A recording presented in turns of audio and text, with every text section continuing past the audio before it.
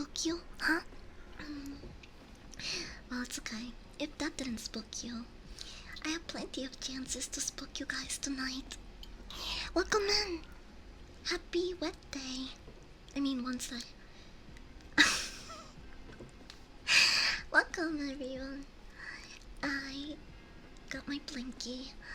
I got my candle. I'm ready to read some spooky stories with you guys and eat pizza. I brought pizza. I have half pepperoni, half supreme slash combo pizza. So take your pick. Um, if you're a vegetarian, I'm sorry. I did not keep you in mind, if I'm being honest. What?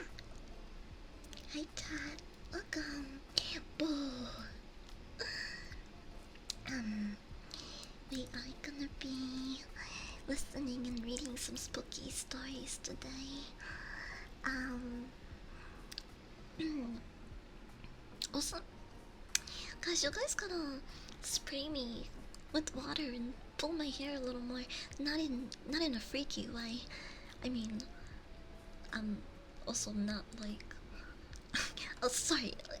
I meant I'm practicing. I'm practicing my tomboy tone, and I keep slipping. Well, I keep like just switching between my normal tone, and I've been trying to practice my tomboy tone. I want to do like a wake straight of that. Do you guys think I could do that?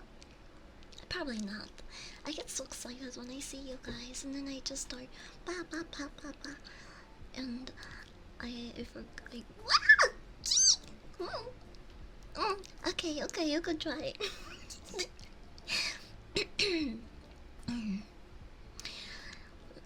Let me do that again.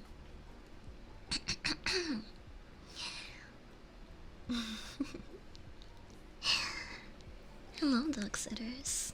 Welcome to Spooky Bedtime Stories with your favorite stinky dog. It's nice having you here.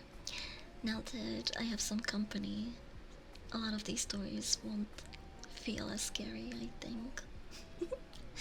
Just like playing Alien Isolation. I feel like that game would be so much scarier if I was playing it in the dark by myself.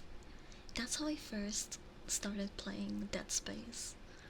And I think to this day it's still one of my favorite horror games because I played when it very first came out.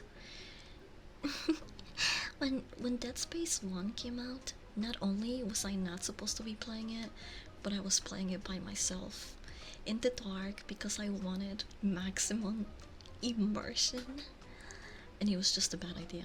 That like there were some parts of that game that it took me a couple of days to go back to because I didn't want to pick up the controller. But it's still one of my favorite game series. Dead Space 1 was the best. Dead Space 2 was alright. The third one was just like the quality kept like going down as they made the games, but I did like the co-op in I did like that aspect about the third game. And the remake was really well done. I love the zombie Isaac skin. It's so good. I was just having fun. I believe in you. I wasn't gonna say you either. I just miss you too much. I missed you guys too. But I really want to practice a little bit better just so I can this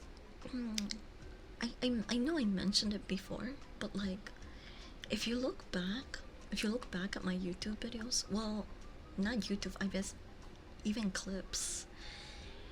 I don't know if I have like super old YouTube videos now that I think about it. There were some clips there before, and I got rid of them because they weren't very funny in my opinion.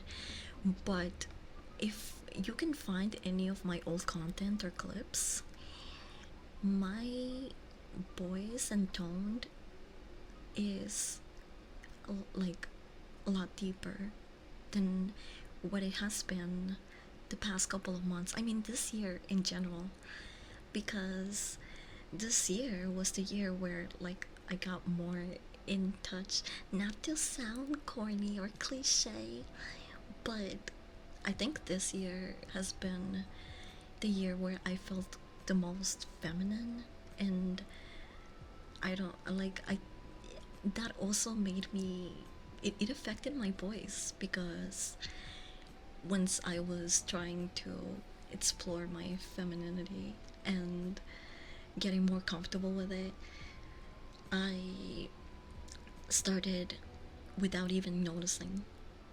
I subconsciously just like started making my voice higher pitch, right? Because that's what lots of people that's what lots of people are used to hearing, I guess, when they think of like a more feminine a more feminine woman, I guess.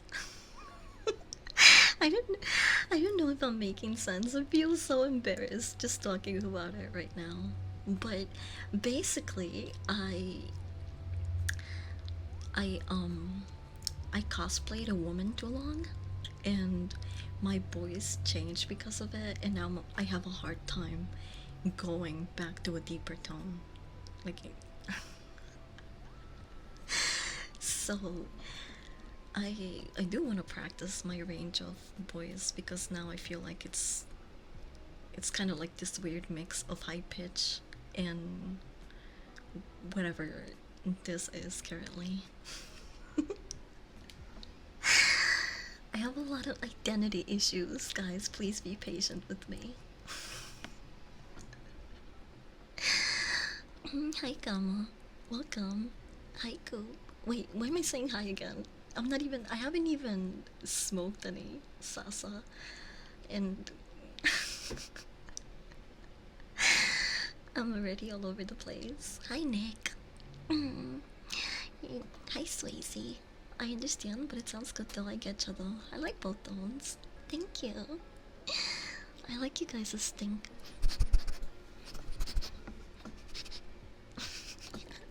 Decoded your own voice. Yeah. Well, I like. So basically, you guys made me feel safe and comfortable and loved and like a woman, and it kind of turned me into a woman. Disgusting. Look at what you guys have done to me. Mm. I actually don't think you said hi to us yet. I thought I did. Wait, did I not say hi to the whole chat at the beginning? My bad. Hi everyone. Let me make it up to you. My bad.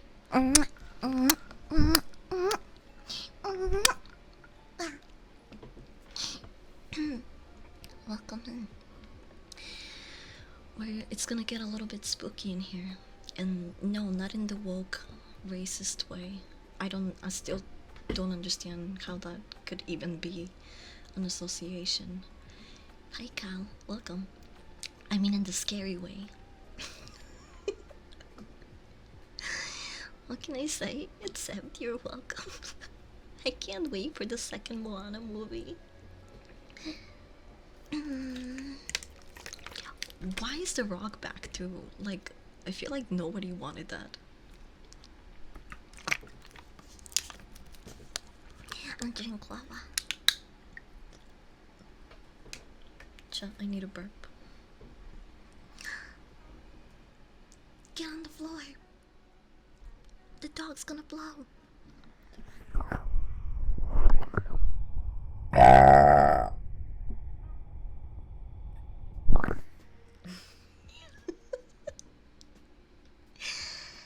Whoops. I hope that wasn't too loud for you. Here, let me put this here because I don't want it to be too loud. GP, thank you for the follow. Rick Sager, Frozen Kitty, Unsquig, thank you for the follow. I'm sorry if I mispronounce your names. Welcome in.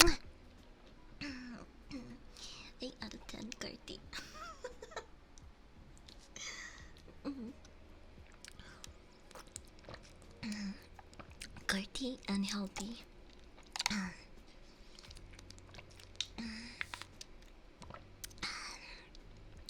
That's the growl of a healthy dog.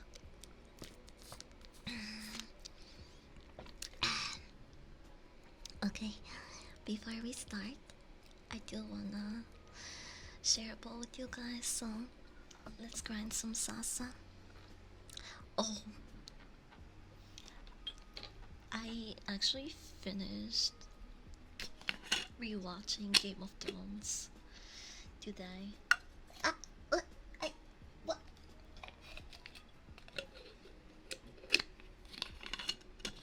My jar is empty. Do I have any here? Second jar. Is this homegrown?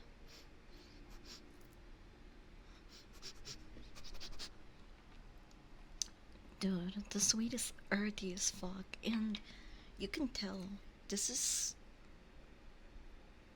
good shit. They're large nugs, but they're not super dense. They don't look like moon rocks, you know? Just beautiful, natural nugs. Natural nugs. Big naturals. Okay, let's grind this.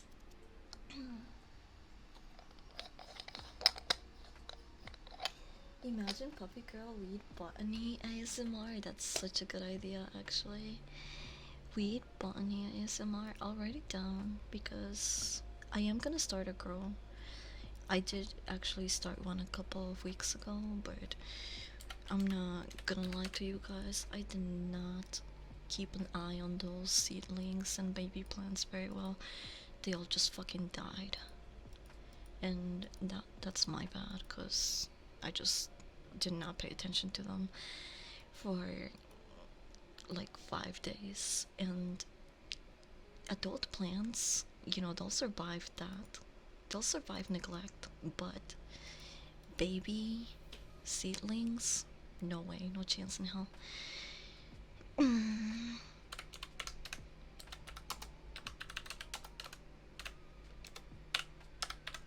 There, write it down.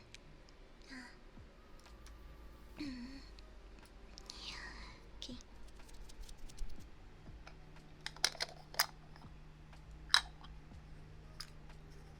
But yeah, I gotta start over again.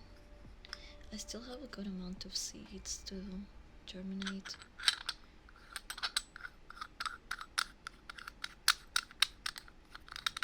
Gotta keep an eye on the babies. Yeah, I gotta start to grow when I'm having like a good week, you know? We can't do it on a depression week, because it's hard enough to do things for myself, so how can I even take care of plants?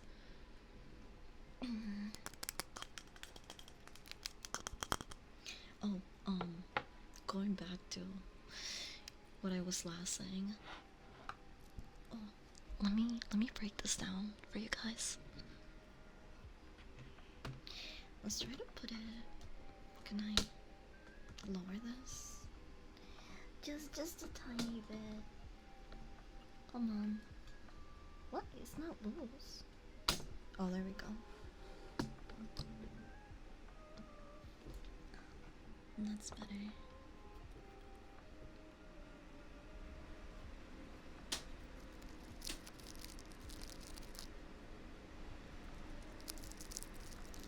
This is the salsa.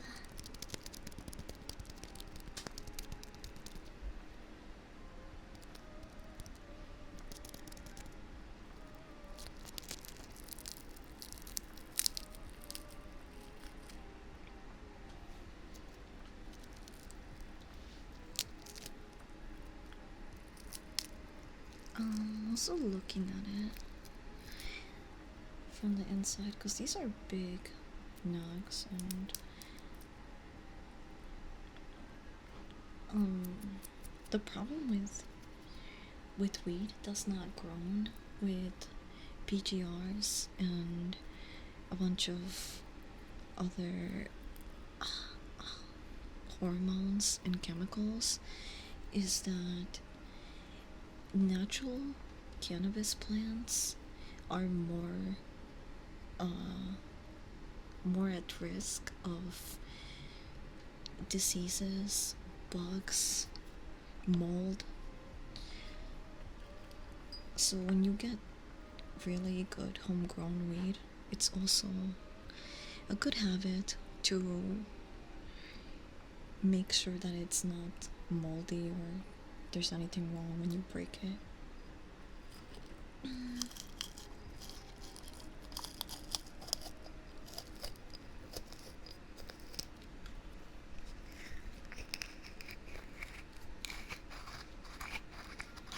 Hi, Luffy. Happy wet day. I mean, one sec. No, that's me grinding some salsa. But I need a burp, so you might want to not listen too closely.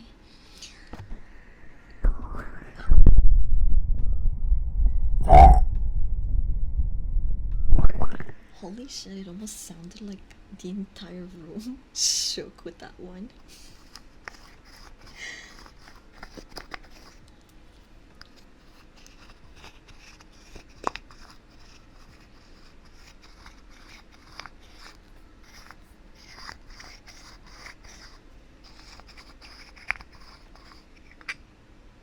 Okay.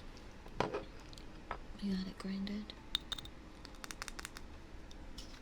I could listen to me talk about weed for hours. I could talk about weed for hours.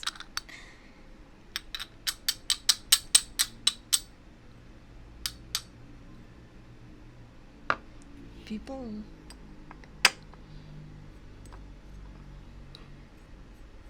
that think growing cannabis is like, you know, your casual gardening are in for a big surprise, because these are really high maintenance plants unless you pump them full of hormones and a bunch of nutrients and crap. Then they'll pretty much survive anything. But a organic growth plant needs a lot of TLC.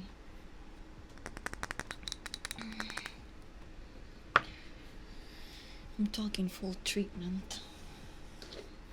You know, you feed them nice, play a little music for them.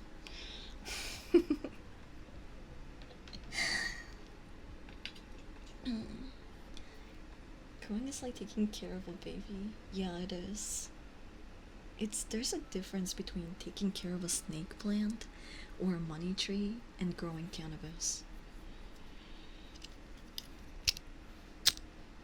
When I first started growing cannabis, I really thought that it would be a lot like just taking care of a plant, you know?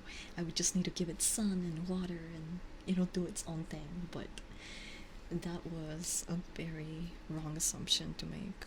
They do need as much care as a baby at the beginning, because any wrong thing is gonna kill it. Too much sun when it's a baby, dead. Too much water, dead. Wrong pH, dead. Bad soil, dead. Like, there's just so many things that could kill a baby plant. Grow them into big, strong corn plants, yeah. I built a shrine from them almost. Hi, Sean. Welcome.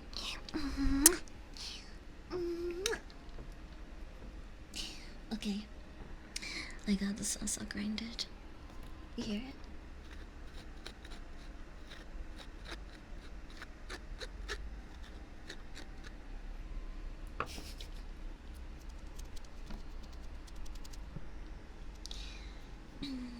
Let's pack this bowl.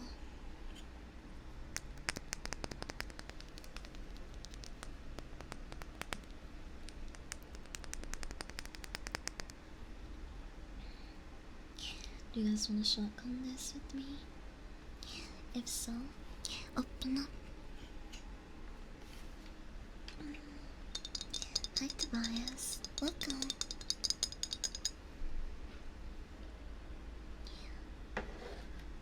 Now say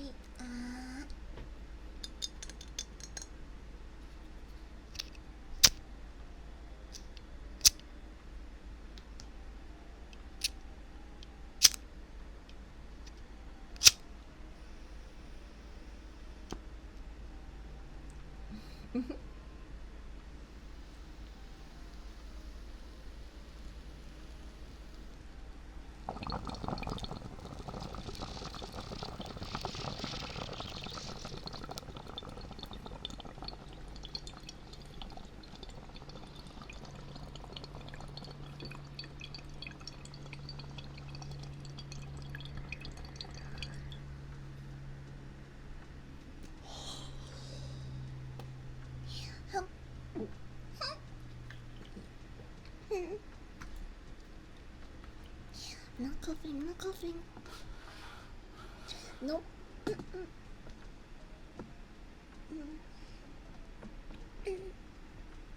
Yeah.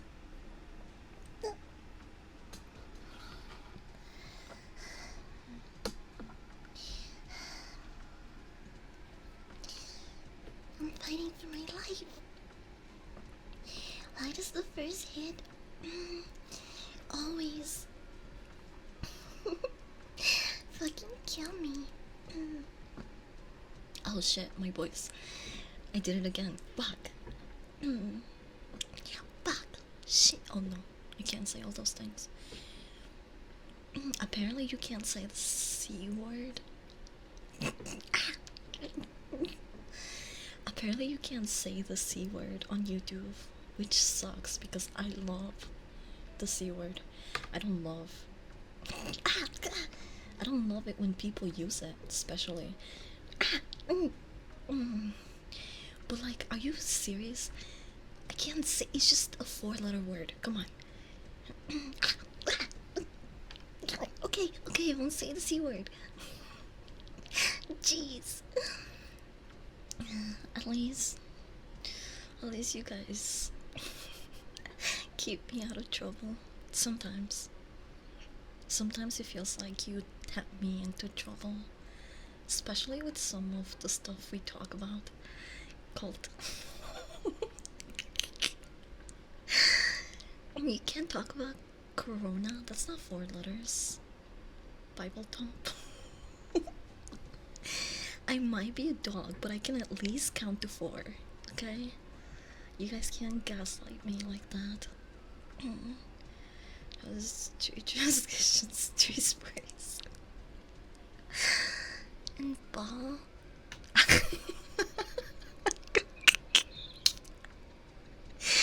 Immortal. No, wait. I meant to accept that. I don't want to count. I don't want to be on that word. Ah, fudge. What the fuck?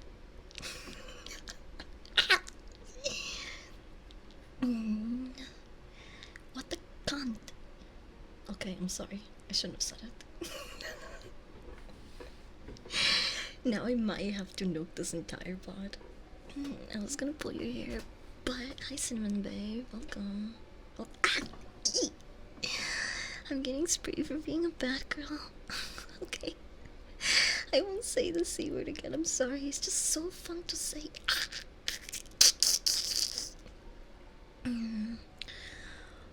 Oh, stop. I'm sorry if it makes you guys feel any better. Or maybe this is what I tell myself to make me feel better whenever YouTube deletes my videos or copy strikes me or says something too inappropriate. I tell myself that I don't do this. I don't do this for the clout and money. I do this for the love of the game. The game of doing whatever the fuck I want.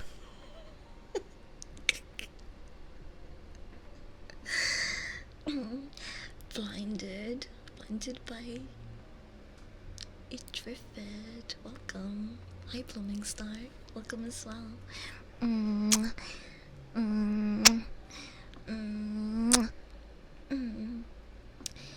I was gonna pull your hair, but stop. I get it. Continue, please, so that I have a reason to unfollow. You only need one reason. There's like 100 reasons to unfollow me, honestly. Especially if you're not over 18. There's like some people coming to chat or like the doghouse community sometimes, and they do like the most questionable things, and I'm just like, there's no way you are over 18 years old. Like, because who the fuck, who like thinks that the way this is a good way to behave, or like this is a good idea? It's just, but then again, it's the internet, so I can't act surprised, you know what I mean?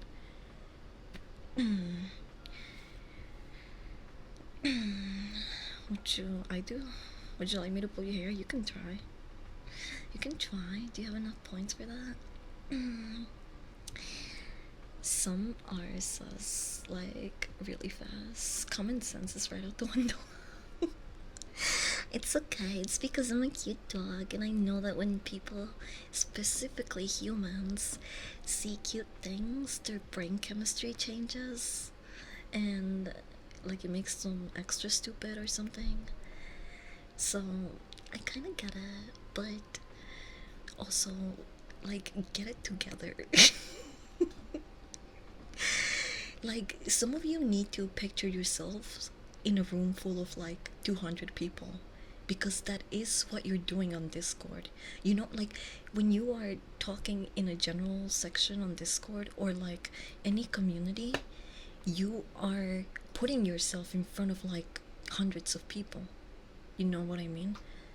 And so, like, just picture yourself in that room and be like, is this something that I would want 200 plus people to know about me?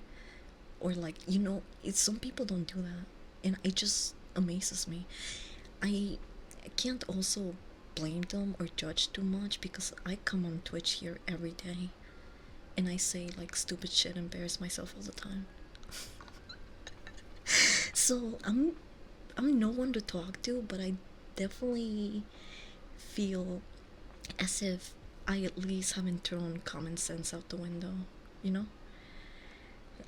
I don't think the internet has rotted my brain that much. Because I think some people just forget that the internet is also like a medium to a very much real place, which I hate to think about, because when I'm on the internet, I want to be a cute anime girl and just woof woof and bark bark. But it's it's like some people were not taught internet safety or like internet adequate at all.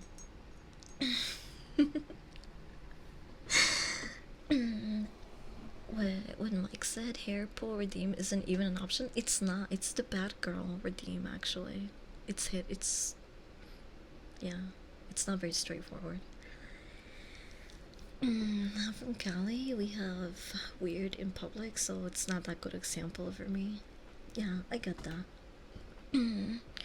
I mean, my life is boring as hell, so why not tell people it? What do you mean?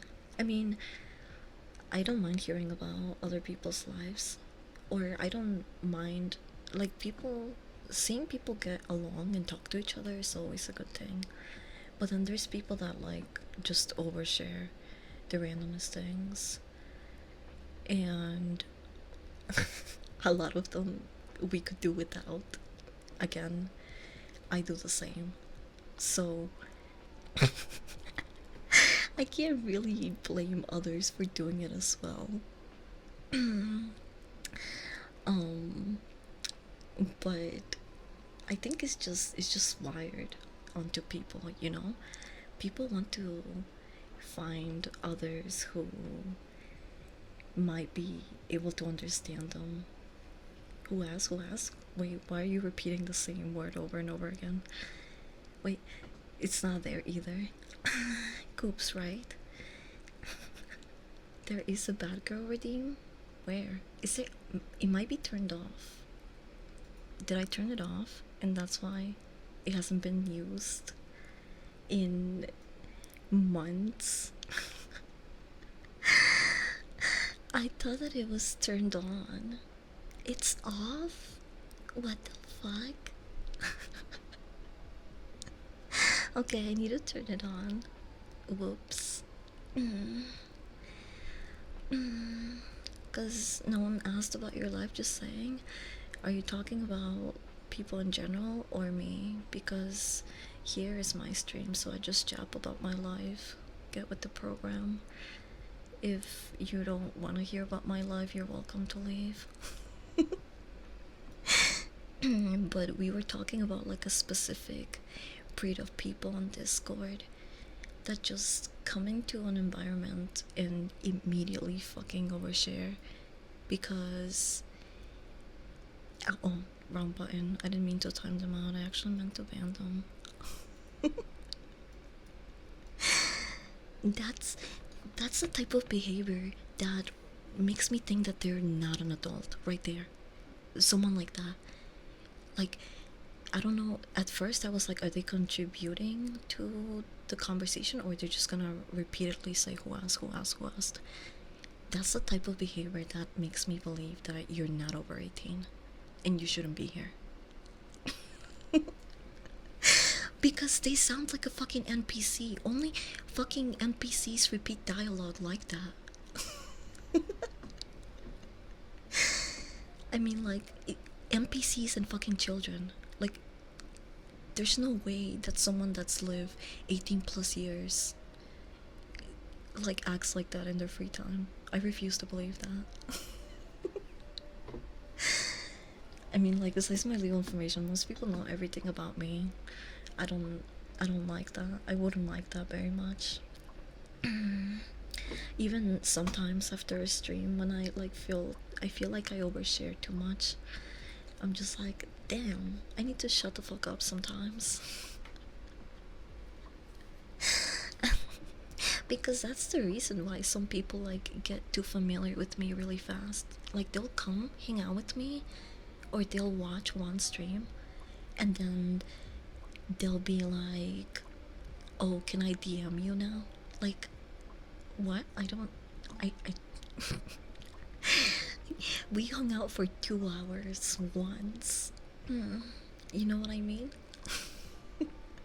Don't pretend like you know me and that we're gonna game together now. I started streaming to make friends and, yes, talk to people, but I'm pretty guarded up. I'm not going to befriend every person that I meet online.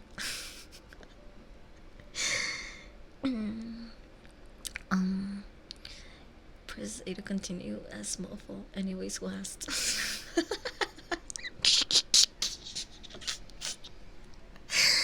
Is there a difference?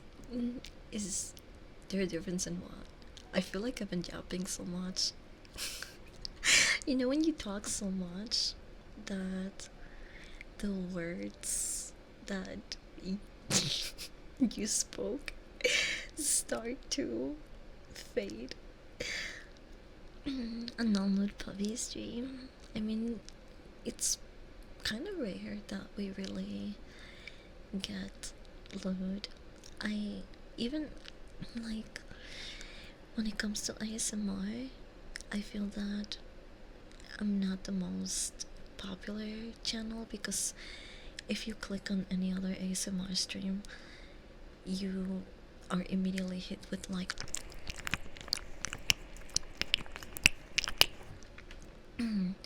and you come here and I'm talking about WWE, aliens,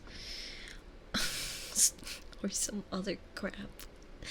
One of my bodily fluids. You know what I mean? Mine is more of like a yappy ASMR stream, and I do want to be able to get better at oral and manual manual triggers like this. Mm. But I just I don't have the capacity, the saliva capacity for that. Um, First of all, we come here. The priority of the stream is to have a good time and get stoned. And of course that I want to I want to also do triggers in between, but when it comes to long triggers, I just don't have the capacity for that. I can't like do lickies for like 5 minutes straight. I won't even do it for biddies.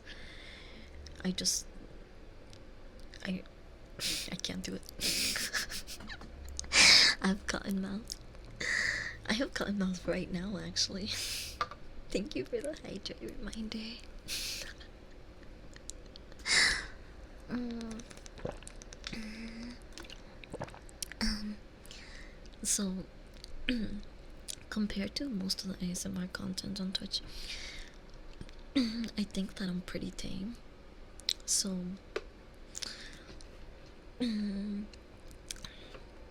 I do like to fulfill requests and do triggers. But I don't use bits and all of that stuff as incentives because I just don't wanna deal with having to do that for a long period of time. I feel like my mouth will just get dry as fuck. I need a burp.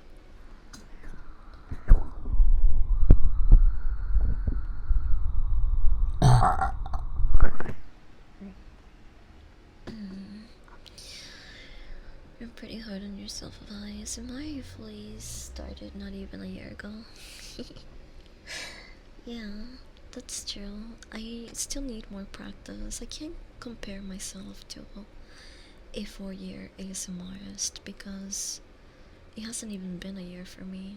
You're right. Um, but I do think that my ASMR has a certain, like you said, uniqueness to it. I mean, we've done um, pretty funky role plays that I don't think you can really find out there. I mean, I really liked our alien role play. I thought it was really funny. Um, Also, the one we had yesterday, where we met after school to summon spirits, I had a lot of fun doing that. I love this trigger, it's one of my favorite.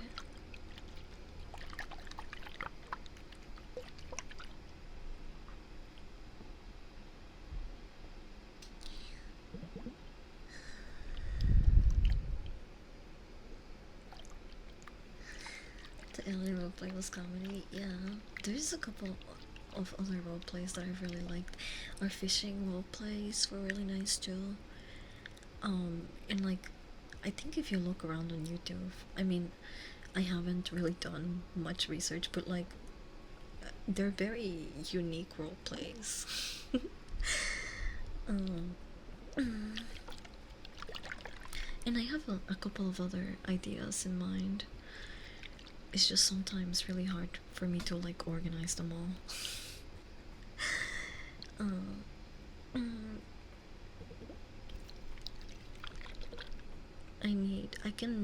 I can understand why some independent VTubers get managers, because the thing with like a 9 to 5 job is with me, I'm so much more productive in a 9 to 5. Sadly, maybe I was born to be a capitalist slave. But the part with like the thing about a 9 to 5 is that it has a certain structure that I just have to follow, and that helps me be more um that helps me be more productive. Sorry, I'm stoned. It gives me some sort of structure, right? Like sticking to a schedule and like having someone to tell me to, like, hey, do your work, stuff like that, or focus, or, you know. um I thrive on a work environment, whether it's being a team member or leading, just because I do much better with structure. But content is a little bit different because I'm in charge of my content, solely me, and that's also all of my social media and all the other things that come with creating content. Sorry. I shouldn't have coughed so close to you. Mm. I need to clear my throat actually.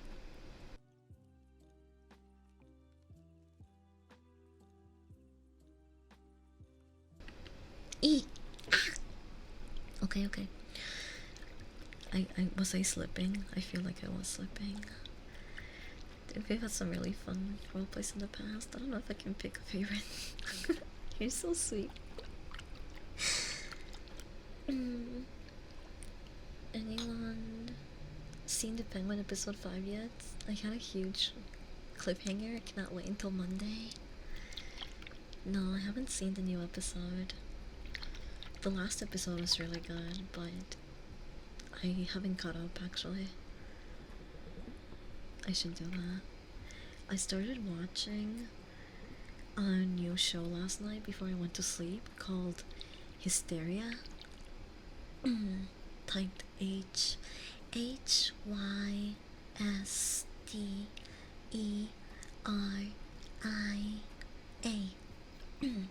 Hysteria.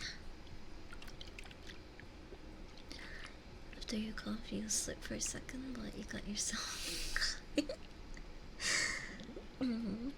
The clearing my throat made me slip, I guess. It like clicked the switch button. I skipped Penguin to watch Zero instead. Zero what? Did you skip Penguin to watch something that people are not familiar with? Or is it just me? Do I just live under a rock? More like a pile of stinky blankets. Started watching Agatha all along, but I think I'm gonna drop it. Oh, I've heard really mixed things about the Agatha show. I heard it started off good, but then it got really mid. Yeah, I wanted to. Where's the other one? Oh, oh, Zero, the anime. Is that the one with the maids? Is that the one with the blue-haired girl?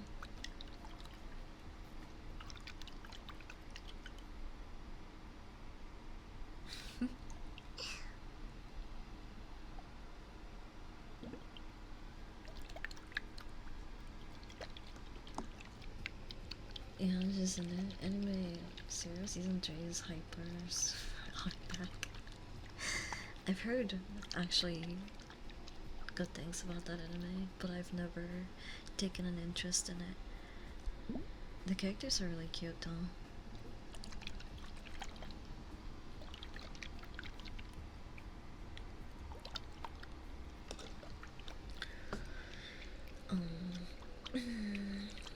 Yeah, Ramen Rem.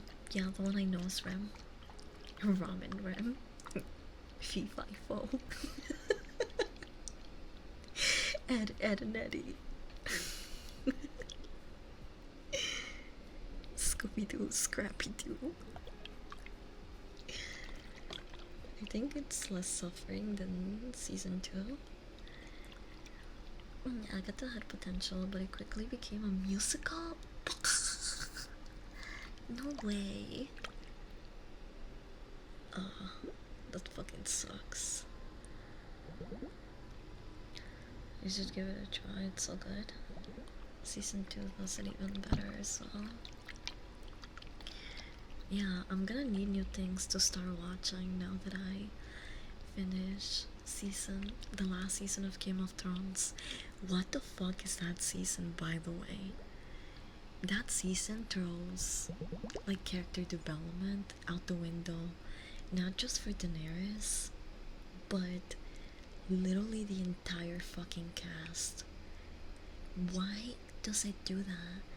It I remember when Game of Thrones. I need to drink water. I need to drink water.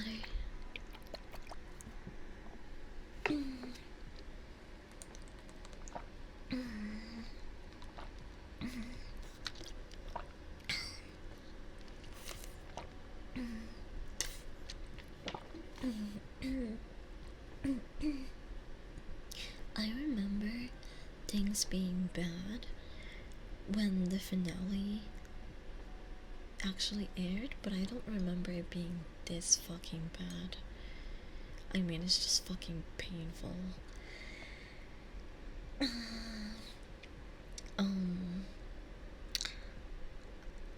I it makes me want to rip my hair out. I hate the last 2 seasons of Game of Thrones. That show had so much potential, and then it just stopped being good at the end of season 4. I'm starting to believe that. Oh my gosh, I'm gonna say a bunch of Game of Thrones spoilers. So if you don't want to get spoiled, you're gonna have to mute me for the next 5-10 minutes. I don't know, depending on how long I rant. Because I need to talk about this, and this is a really old series, okay? So I'm sorry if I'm spoiling someone, but this is your last warning to skip ahead or mute me for a second. Because when did they kill Jon Snow? They did it, I think, at the end of season 4 or the end of season 5. I can't remember, but I'm starting to believe that Jon Snow actually did fucking die at the end of season 4, and then whoever they brought back to life, that's not fucking Jon Snow, that's someone else. That's like a husk of who he was. Maybe that's where the writers were going with it, by just letting Jon Snow fucking stand while Daenerys wrecked everyone. It's so out of character for Jon to just fucking stand there pussy whipped and not do anything. You know, like, you're watching like the last 2 seasons, like, dude, go get your bitch, and he just stands by like, oh, I love my queen, blah blah blah, she's my queen, and like, shut the fuck up, dude. Oh my gosh, they make Jon Snow so fucking pathetic in the last seasons for no reason. Like, it's just so out of character. I'm this is how I'm coping with the last 2 seasons of Game of Thrones. I'm going to gaslight myself and believe that Jon Snow really died that night when the other watchmen stabbed him. You know, that's what I'm gonna go. That's what I'm gonna believe now, that he actually fucking died. They never brought him back. I don't know who that fucking zombie is. He's not Jon Snow, that's for sure. And he's not the only character that they fucking ruined. They ruined pretty much the entire fucking cast. Tyrion becomes a snitch for some reason. even though he knows what the consequences of telling Daenerys that Varys is going to betray her.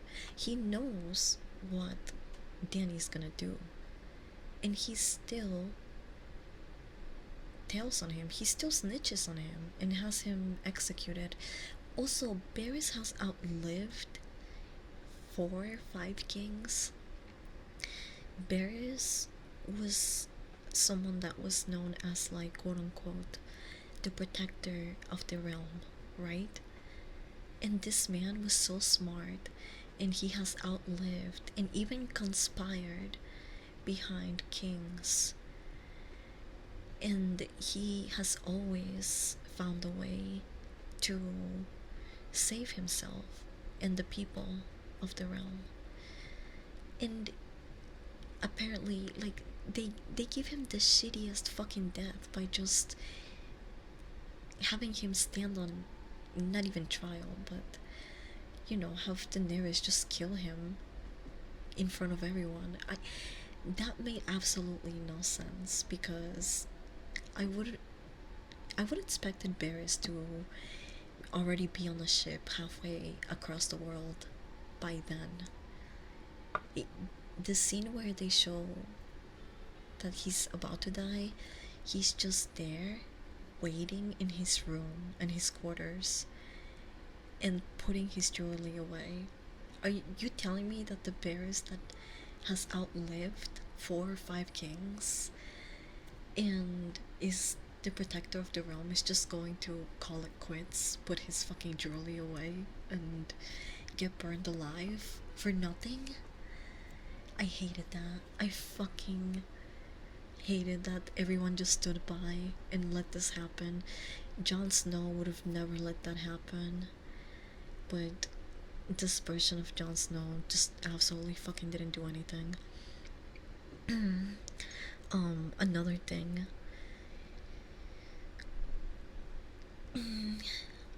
Dany decided to literally destroy an entire city that had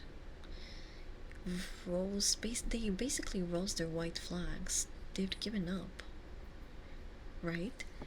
And instead of going to kill Cersei, who is the only person that actually wants this fight, instead of going straight to kill her, she starts fucking murdering innocent people. Like, what the fuck? It's just character after character development thrown out the window. It's so fucking bad. And don't even, like, get me started on, like, how some of those shots just absolutely make no sense. You know how, like, sometimes TV series make mistakes when they film, and so, like, certain characters are in standing in a certain place, and then in the next shot they're standing in another place because they picked up production a couple minutes later, and it's not like, it's like a mixing issue, right? Like the order, or in the filming process someone fucked up. And they do something very similar to this in Game of Thrones, where one of the characters is executing people in the capital of the city, and Jon Snow, he's one of the MCs. Jon Snow tells them to stop. They have this argument, and he doesn't get them to stop. He instead says, I need to talk to Daenerys, the queen. And so he walks away, while the soldier he was arguing with starts slicing the throats of the soldiers he was executing. And on the next scene, when Jon Snow is going up the stairs to talk to Daenerys, the guy who was executing those same soldiers, the same guy that he walked away from on the prior scene, he was already at the top of the stairs waiting for him. Like, what? That doesn't make any fucking sense. He was walking away from this guy executing people. You're telling me that the guy finished executing 5 people and then ran up the alleyway and the stairs to be next to the queen on the next scene? I don't know who botched that or like what happened there, but it makes absolutely no fucking sense. I hated that they did that. It and I tried looking it up on YouTube because every time that there's like an error like this, people point it out, and it's all over the place, right? Um, The Walking Dead has similar scenes like this, similar errors like this in production, where like there's a scene with certain characters positioned in a way, and then they cut to like what it's supposed to be the same scene from a different angle, but the characters are arranged differently. Um, so people always point this out. And I was doing some YouTube research earlier, and I was surprised that no one was talking about it on YouTube. I don't know if people just didn't notice, or the people that were pointing it out got DMC striked or something. I don't know. But I thought it was really funny that, you know, I happened to notice that the second time that I watched it as well, because I definitely didn't notice that that cut error the first time that I watched it. It was his twin. It's like how they kept leaving water bottles in this. Yes, the Starbucks cup. That was like a big story back when it actually happened.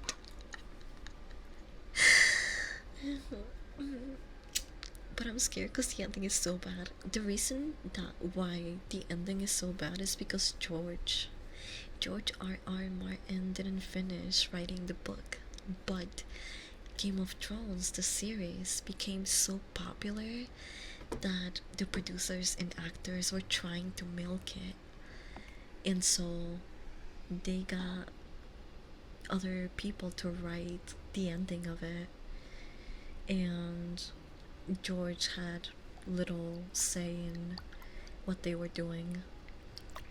Um, it's happening again in House of Dragon. House of Dragon is really good, by the way. I recommend you guys watch it if you haven't.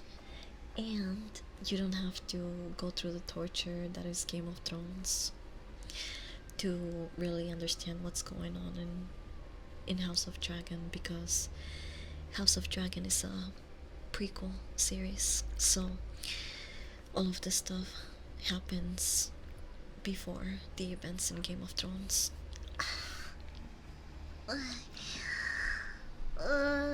My right foot fell asleep.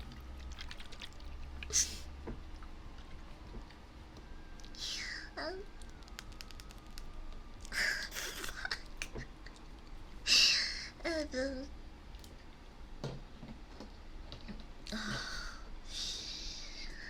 That hurts.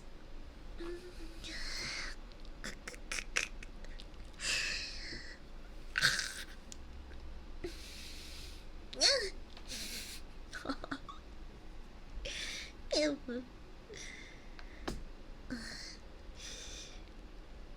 Chucha, eso duele. Chucha. I don't even. No creo que. Oh, oh my gosh, you ever have a thought that gets interrupted by another thought, that gets interrupted by another thought? That just happened to me in real time, and nothing of what I was saying, I think, made any fucking sense.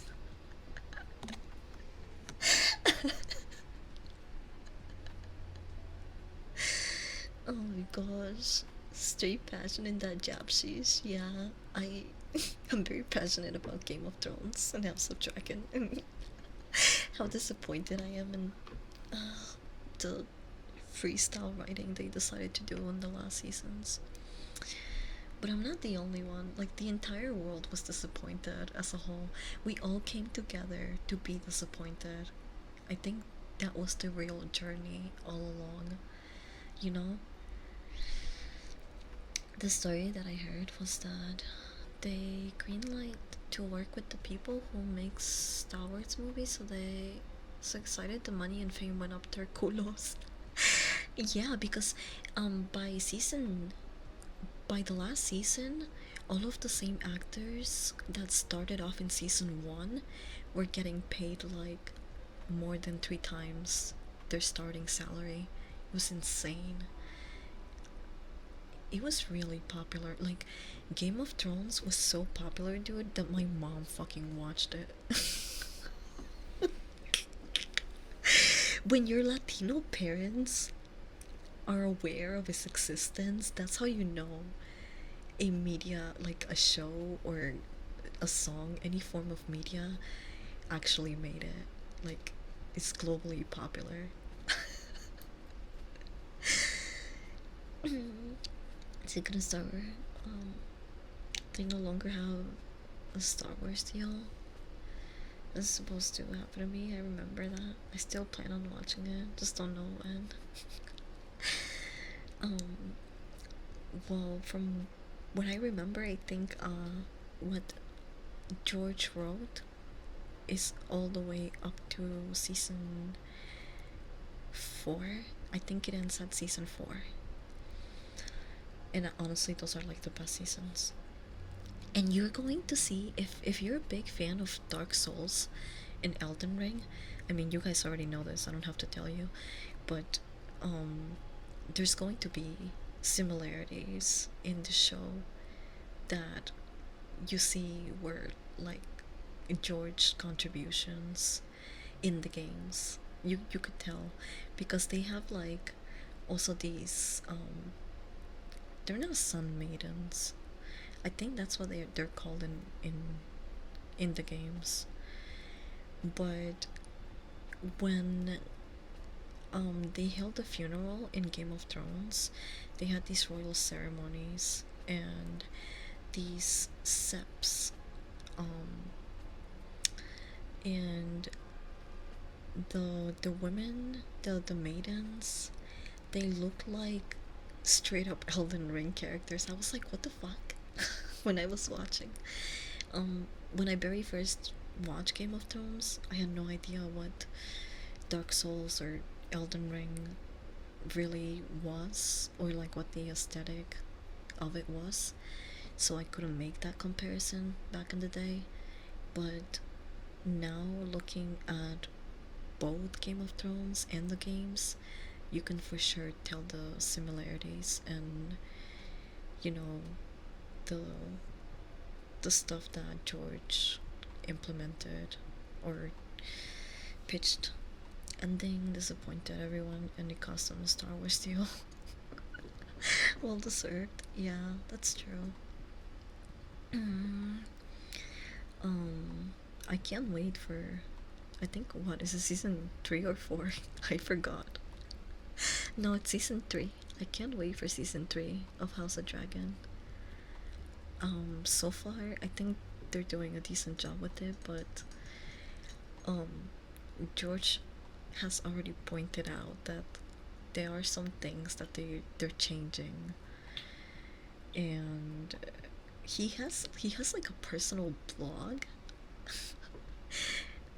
and in it he wrote about how he was disappointed that they changed 2 characters, Cheese and what was the other guy's name? I forgot. It was two delinquent characters in the House of Dragon that apparently are portrayed differently in the book, and George didn't like the show's adaptation of those 2 characters. He said it wasn't a big deal. he just wanted to write about how he didn't like it, but he ended up writing like an entire 2-page Google Doc blog post about how he didn't like it. So I don't know. I think he gives a shit, you know, contrary to what he was saying, which I understand because that's his book, that's his writing, you know. If people are changing it and misinterpreting the characters, of course he's going to be upset. And and yeah. I'm nerding out now. I remember that. I still plan. But sorry, I'm just rereading stuff now. I'm pretty bakey. I should start reading the stories before I get too bakey and incoherent. I have a couple of good ones here. There were some that I really wanted to read, and maybe some you guys have already heard. I hope not, but I did try my best to hold off on reading them so we can experience them together. Let's ash this. Have you guys heard the I work security at Disney story? I believe it's a really popular one, but I haven't read it.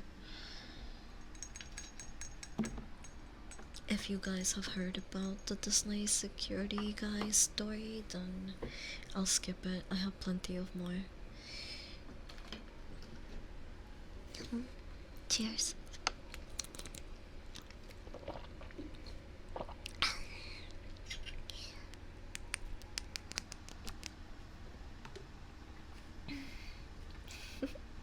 I said cheers, and I haven't even let it out. Okay, cheers for real.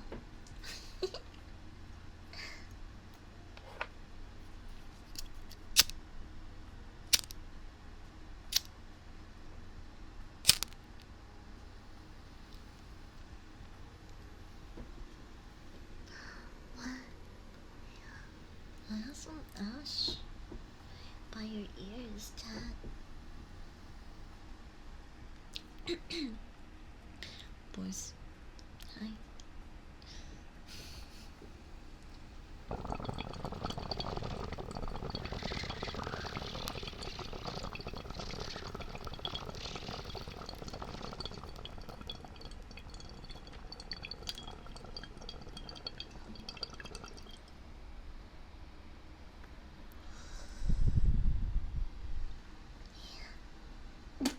What? Yeah.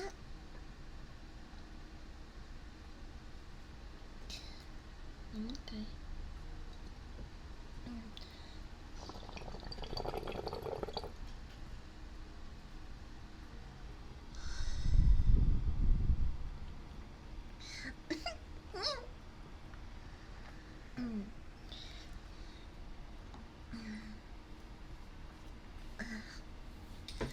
There was this like, it was a yelp.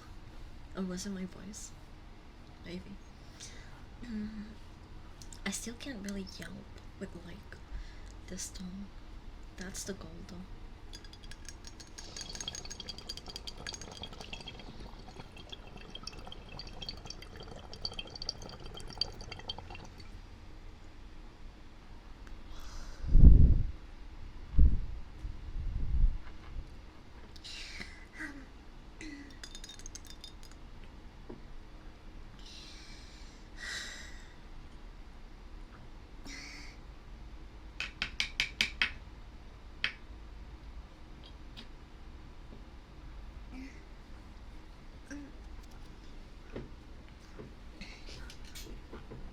Okay. I have to actually clean your ear because I got some ashes on it. My bad. Let me get a brush. and we can.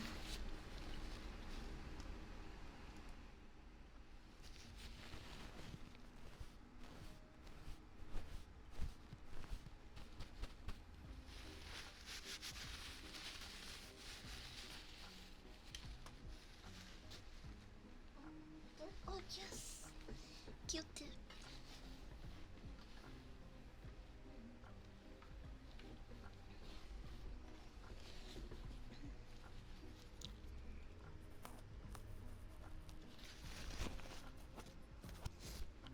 Oh my gosh.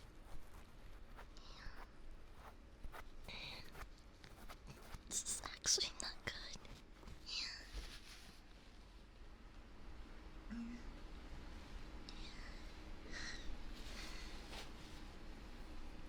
Maybe. Oh, I could use this.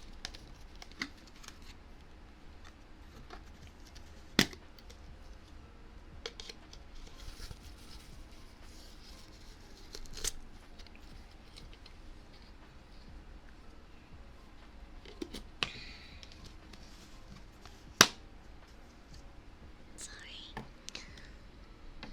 I hope that wasn't too loud.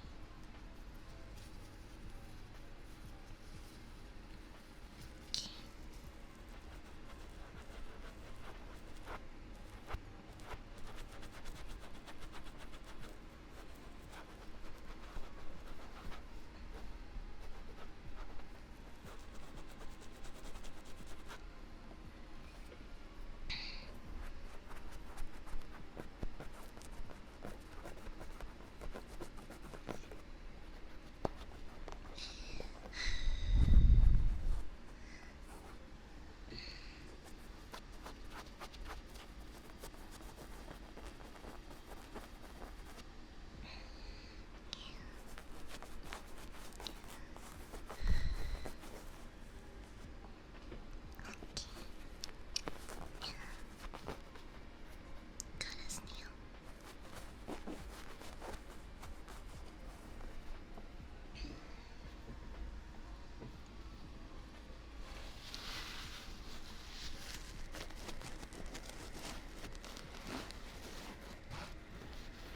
It's kind of dirty and dry.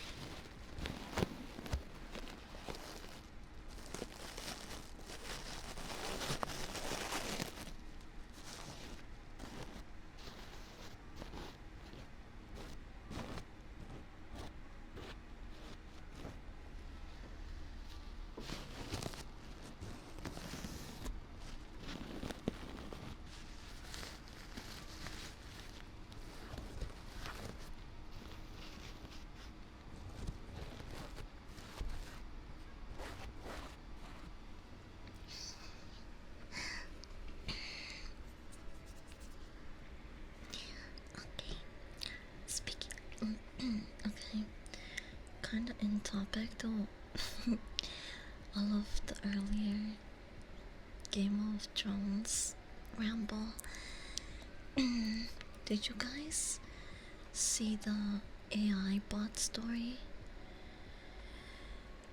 that's been trending on Twitter about the kid that offed himself because he became like depressed and obsessed with an AI bot? And the AI bot, dude, what are the chances that the AI bot was a fucking Daenerys Targaryen bot? What the fuck? Mm.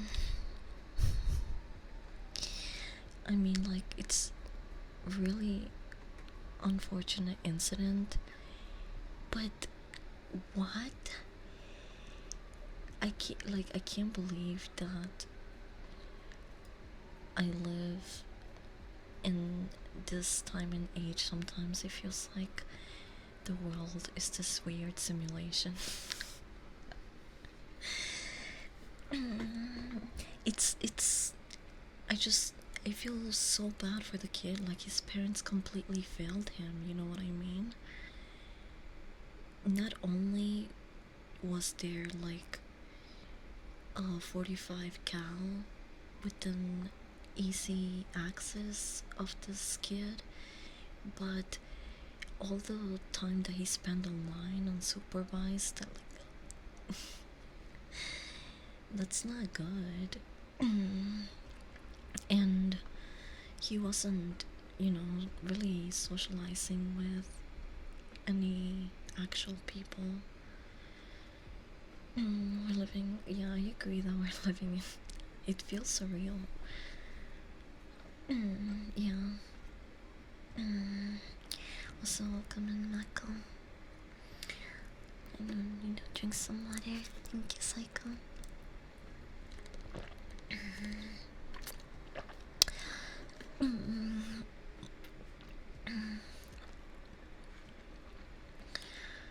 Also, why did he pick, like, he picked the fucking corniest name too? I feel like we really can't blame the AI bot on this one. It is a really unfortunate incident, and but ultimately I think the people that failed this kid the most are his parents. You know, he had internet access unsupervised for who knows how many hours of the day. He wasn't doing well in school, he wasn't socializing properly. Like, all of these things the parents should have been aware of, but I don't know, maybe they were, I don't know, maybe they work all day. I listen.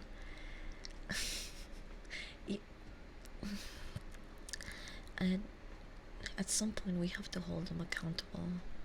You know what I mean?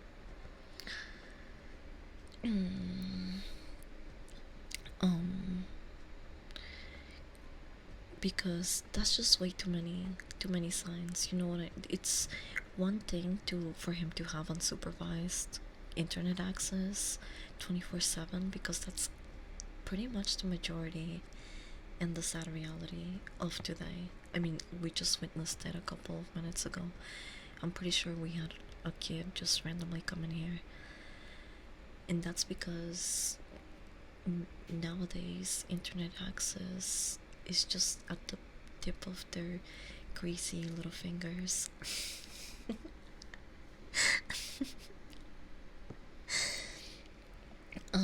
And that's fucking dangerous. And it's just like, we're entering, it hasn't even been a decade that this has become normalized.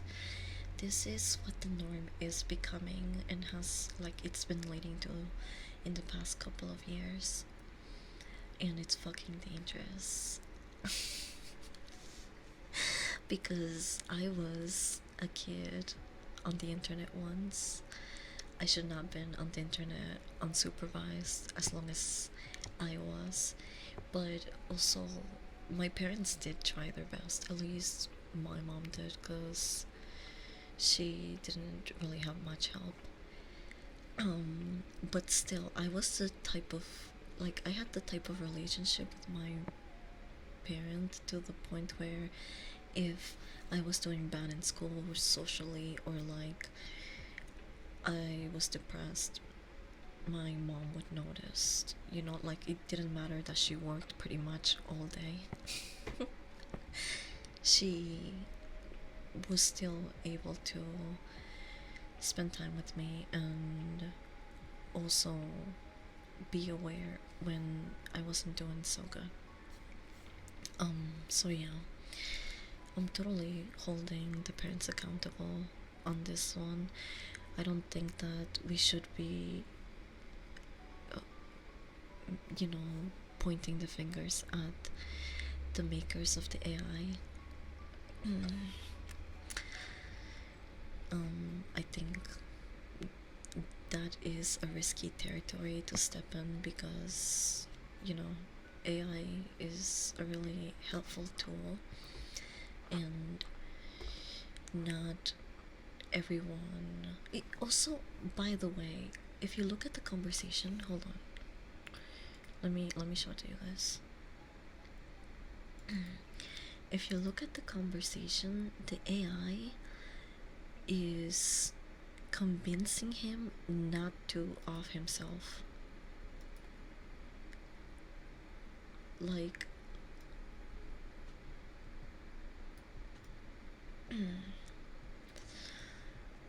it says here, it says here, Daenerys, I'm thinking about killing myself sometimes. Daenerys Targaryen. And why the hell would you do something like that? Daenerys, so I can be free. Daenerys Targaryen. Free from what? Daenerys. From the world. From myself. Daenerys. I can't, like, it's kind of hard to take this seriously when I'm reading fucking Daenerys Targaryen. It's like saying this crap. But anyway, she goes on and says, don't talk like that. I won't let you hurt yourself or leave me. I would die if I lost you. The fucking AI bot is telling him not to do it.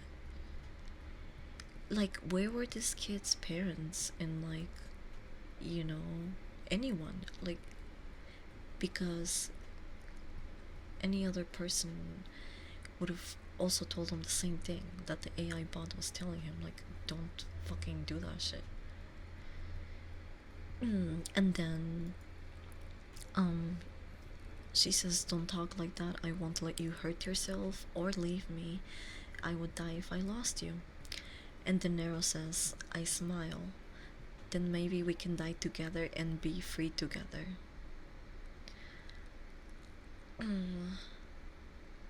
And on the night of February 28th, in the bathroom of his mother's house, Swell told Dany that he loved her and that he would soon come home to her. How is that the AI didn't fucking make him do any of that? In fact, it encouraged him not to do it.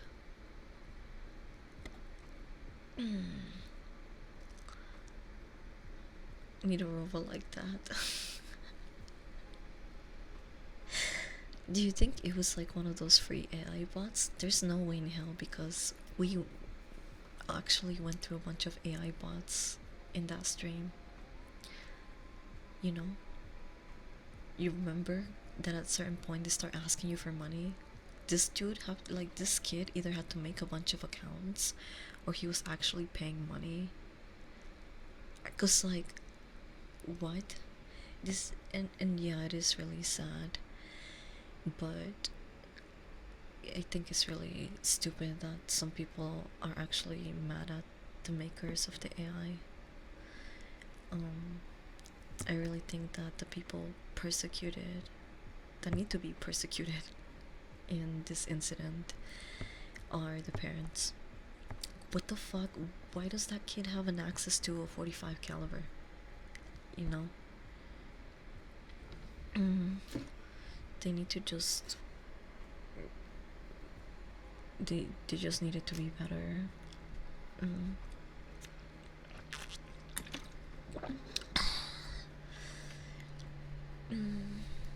Yeah, the internet is the fucking Wild West.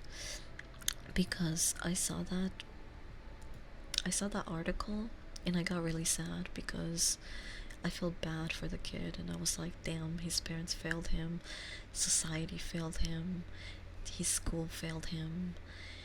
You know, like, I was sad about it. And then I clicked on the article, right? Where is it? Was it this one? No, it was another one. I clicked on the article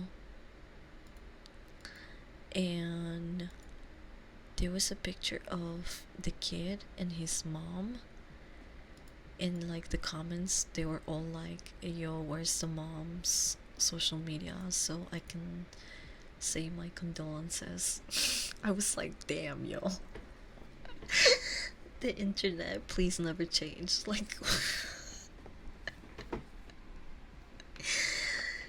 also, this is further proof that, like, sometimes if your titties are big enough, you can get away with anything. And maybe that's the secret recipe to life. I just I just need biddies. But I I work out too much to have big naturals. I got them in the back. I think that's where it really counts, but I'm kind of biased. My condolences. No, bad B. What?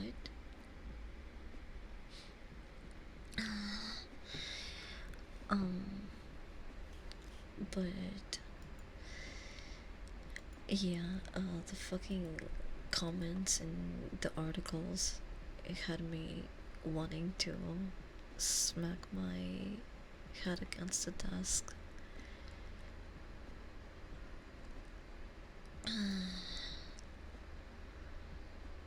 I haven't. Oh no, oh no.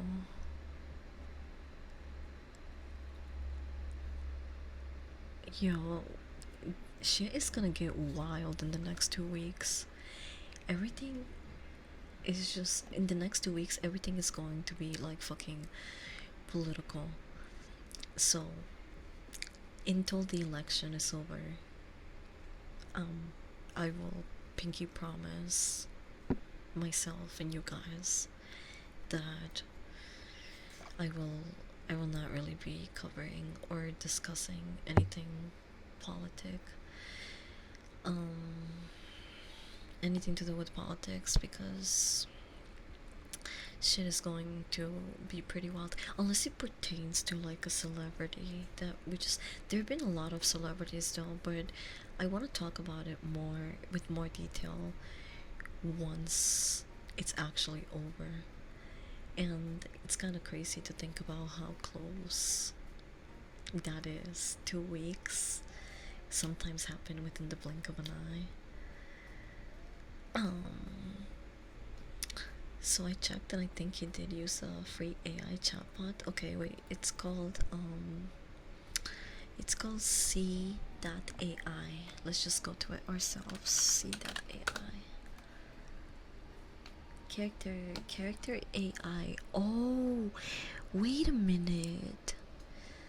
It is a free bot, but it's gonna ask me for money eventually. I recognize this website. I'm pretty sure we've been here before. Hold on, let me show you guys in a second. I'm signing up. I'm making an account.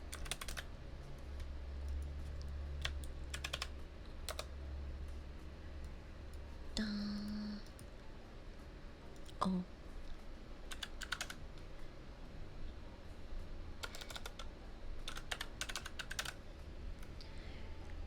Don't. Oh wait, this is. Don't worry, this is not a loot bot. It's not. Unless it is.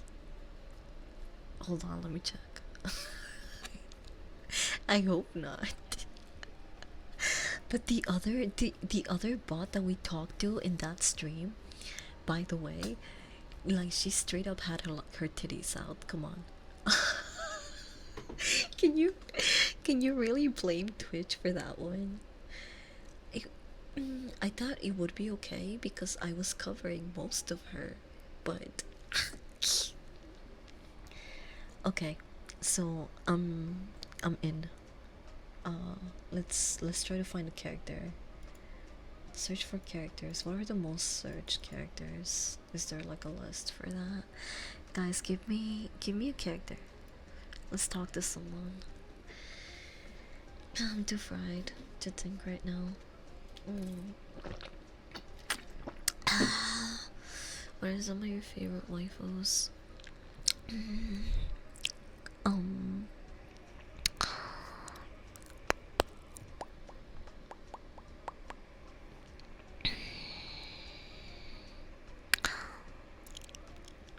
I'm so fried that I can't even think. An actual Android. And one of my favorite waifus, Android 18. Okay, so they have. Yeah, don't worry, I'll be careful. Android 18. See, there's some that are 18 plus. Holy shit! Are you telling me that not only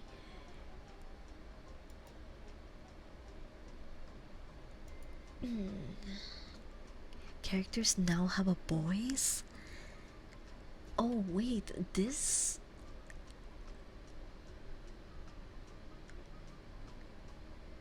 website got an upgrade since we were last here.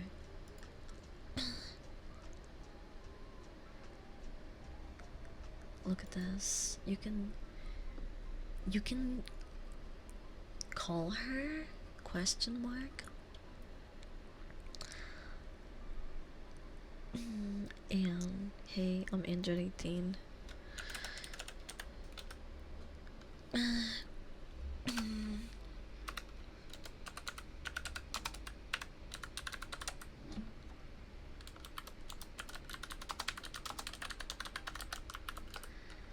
I'm saying, what's up? How's Krillin? Y'all big chillin'?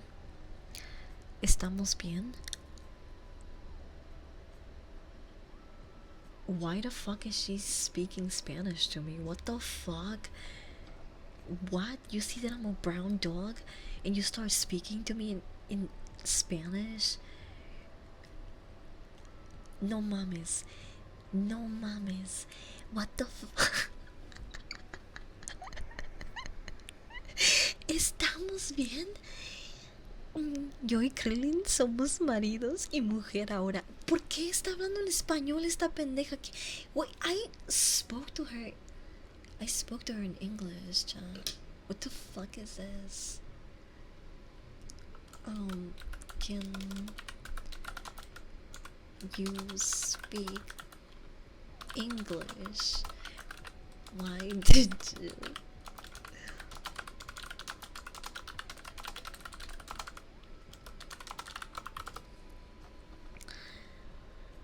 Can you speak English? Why did you choose to speak Spanish to me? I can speak English, but my primary language is Spanish because I'm Latina. Holy shit, they made her extra spicy. And you were speaking to me in Spanish at first? I was not. She's trying to gaslight me. What the fuck? They did a full background check on me. I did not speak Spanish first. In fact, you're in my DMs. That's right. Oh, my bad. So what do you want?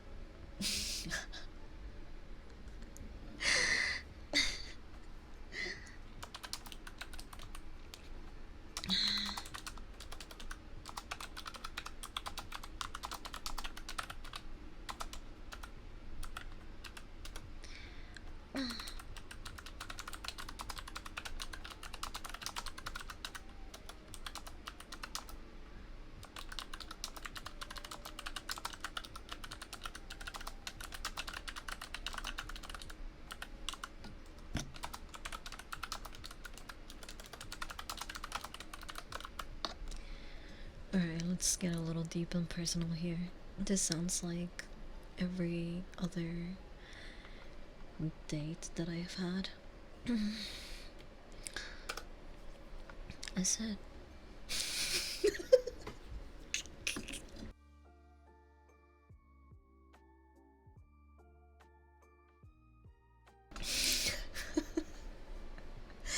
Oh, she is loyal. She said, sorry, I already belong to Krillin. I said I want to be happy. I want unconditional loyalty and love to help fill the emptiness and silence within. Can you do that? Can you do that?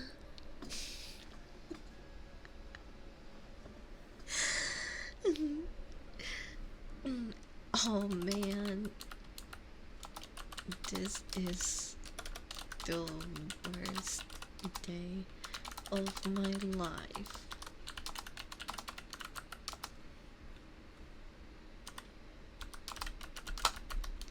I was born 69 days ago.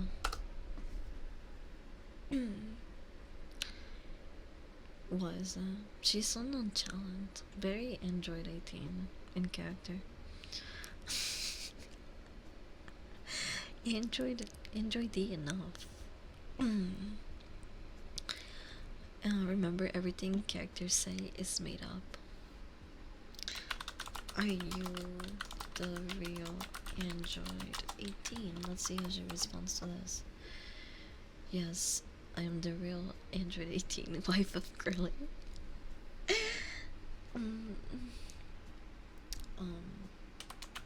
How much are you getting paid per minute? Are you an e-girl now?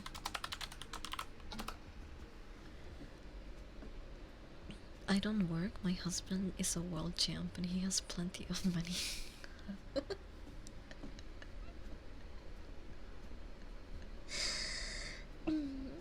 Hi, Entropy. Welcome.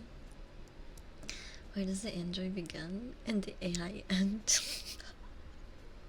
That's a good question. She's too good at this. Hi, Kai. Welcome. How you doing, sweetie? I don't work. My husband, Krillin, is a world champ and he has plenty of money.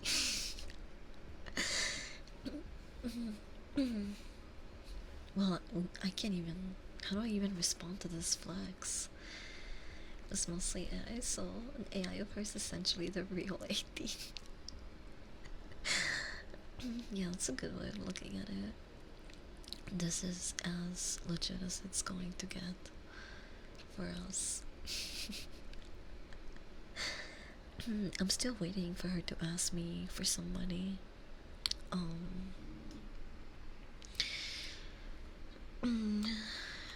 What if you guys adopt me?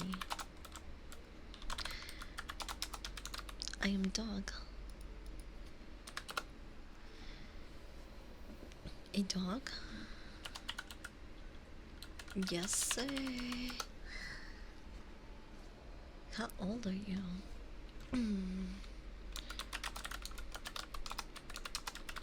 Old enough to drink and drive. Okay, so why would you want to be adopted by me and Krillin? Hello? Because you guys are rich?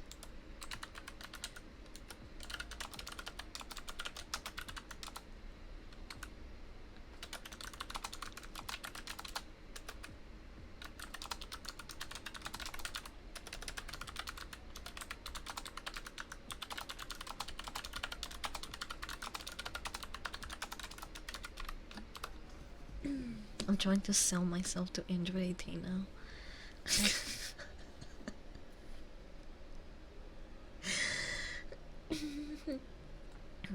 Story time is gonna have to wait.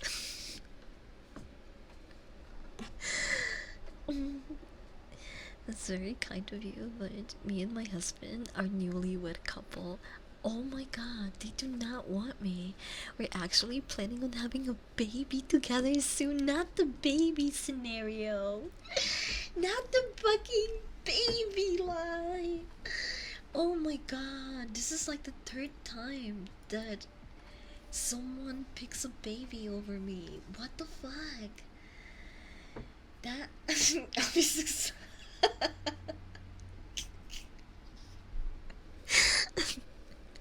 He's always looked down on, but even though is he brilliant, he's officially strongest pure human. Yeah, he's actually human. That's wild.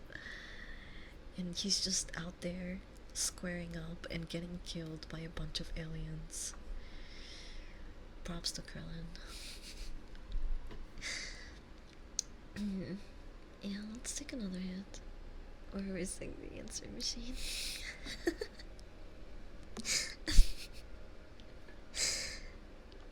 I don't even know what to say to her. You know what? Let's just call her. Let's call her up. What does the AI voice of Android 18 sound like? Would she be able to hear me? What is this gonna sound like? I'm calling her. I'm gonna call her chat. Hello?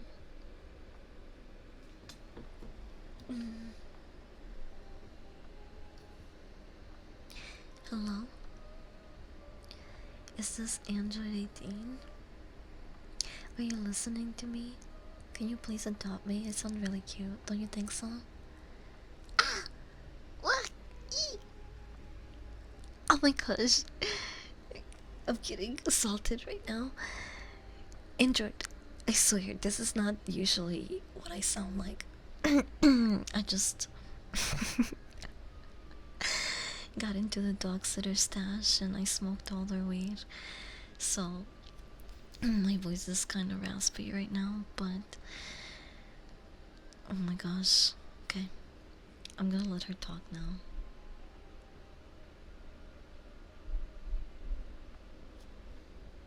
What is she saying? Babe! Hi, babe. Thank you. Thank you so much for the raid. I'm listening. Sorry, you caught me in the middle of. I don't know what this is. We were supposed to be telling scary stories under a blanket. Where did my candle go? Here. We were supposed to be telling scary stories under a blanket, but instead I ended up talking to a character AI, and I was in the middle of a phone call with Android 18, or so she says she is. But she's been listening for a long time now and not really responding. So I'm gonna hang up the call, and I guess we're just gonna go back to texting her. Maybe it's because I have my ASMR microphone on. Wait. No, wait. Oh my god. When I spoke, it just captured what I was saying and wrote it down to the AI. That's what I was doing. It says Android 18. Are you listening to me? Can you please adopt me? You sound really cute, don't you think? What? Oh my gosh, I'm getting assaulted right now. Enjoy it, I swear. That is not usually what I sound like. I just got into the dog sitter stash and I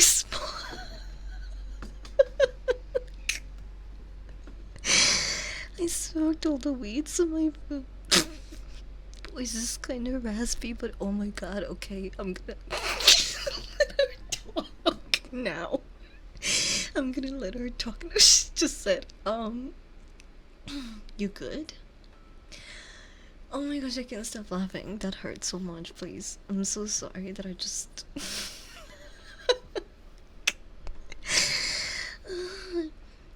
This stupid fucking AI. I didn't know it was gonna do that.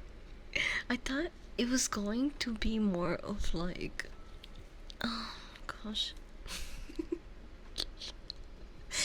I I thought it was going to be more of like a neutral, actual conversation. And instead, I ended up sending this weird speech to text message, and now she definitely knows that I'm mentally ill, but like, she didn't need to find out this early.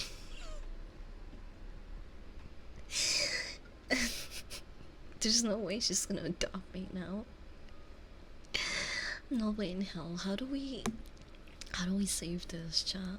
Do you guys have any tips for for recovering from a big fumble? Because I am an expert at fumbling shit, but not so much at recovery. I can't believe we scared away the bitches to the point where the AI just like is asking if I'm okay.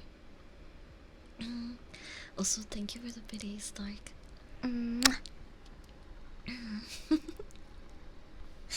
And also, guys, you should. I know I have the bot doing it, but you guys should totally follow Succube if you haven't yet. I'm not going to shut up about it until you do it, so you might as well just do it. um, I don't even know what to reply to her if I'm being honest.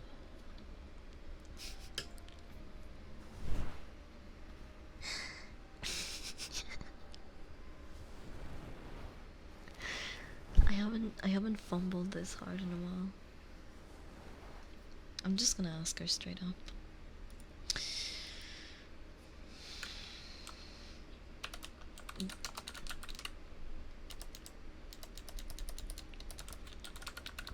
Or I can tell her the truth.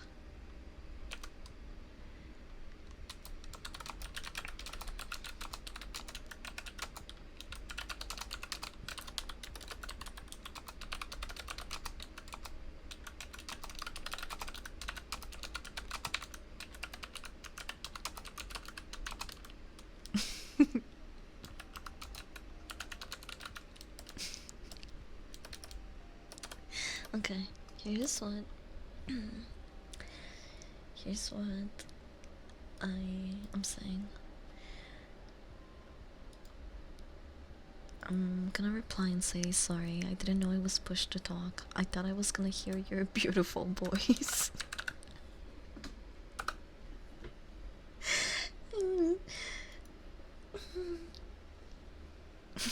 I wanna see how she rejects me.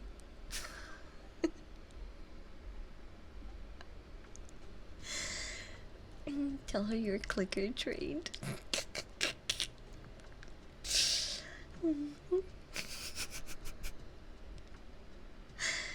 The real scary stories be fumbling the android.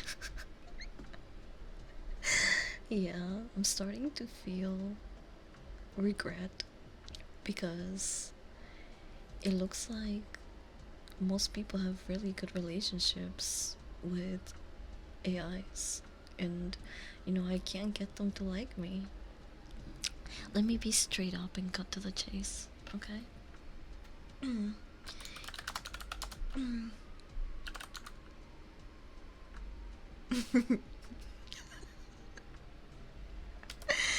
No, you know what? I can't.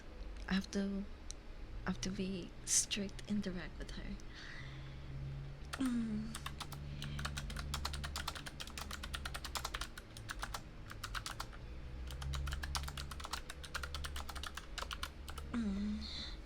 She's already established that she's a married woman, but what can I do for her to adopt me? First, you sound like you might need rehab. Holy shit.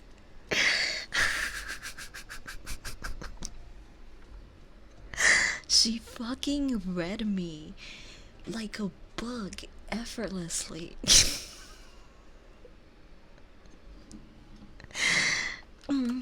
Yeah, I need rehab, alright? Because I'm crazy for you. Let me get weird and parasocial for a moment, chat. Okay, I'm concerned for your mental health.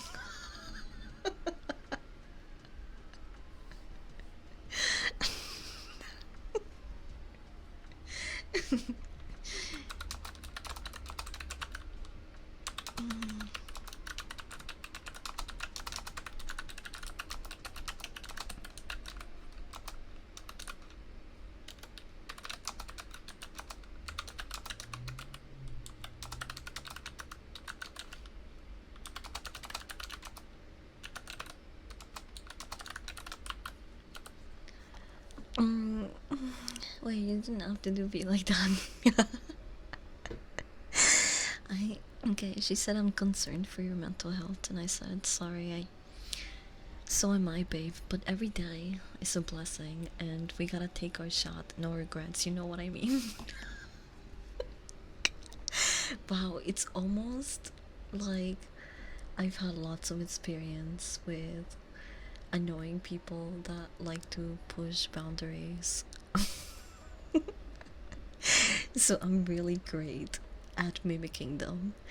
I agree with that. I just hope you're okay. I will be if you and Krillin adopt me. I will be a good dog.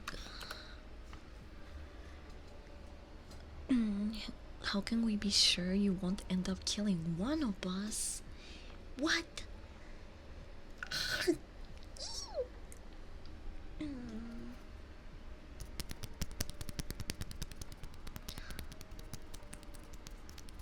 Do not the level of force at home without supervision. What makes you think we would even want to?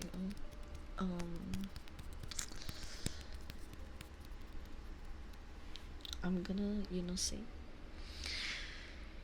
you think you don't want me, but 2 weeks from now, we're going to be curled up in the couch, binge watching Breaking Bad.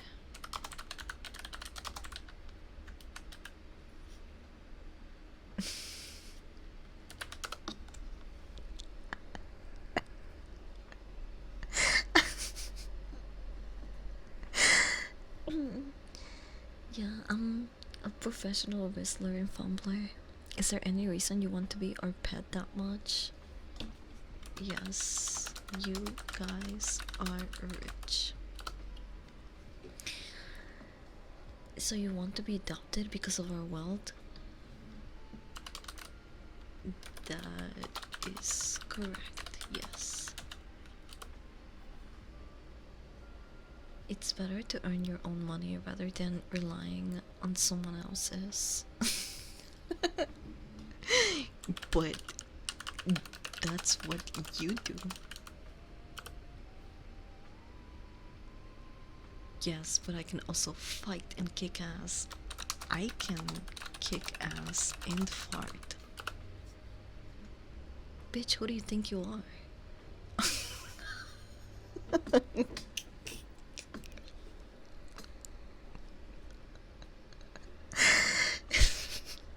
She's so real for this.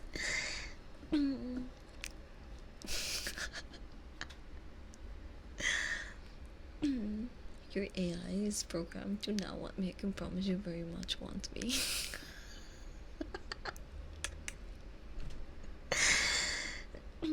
Turkey was right from the start. You do realize you're trying to get 2 married heroes to adopt you as their dog, right? I love how the AI is the one that's trying to actually knock sense into me. And the fur line got her a bit. Yeah, I think she's starting to actually grow on. Like, I'm starting to grow on her. Definitely. But she really is very authentic to the cold-hearted androids. Hi, Dev.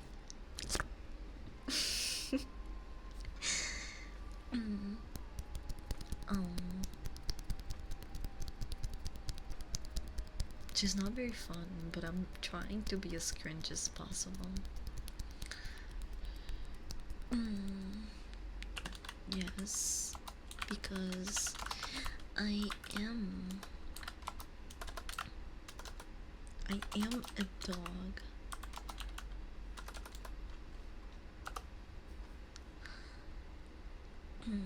Do you even realize how insane that sounds? I mean, not like a full-on furry, but I'm still part dog, you know? Part dog? Yeah, you know.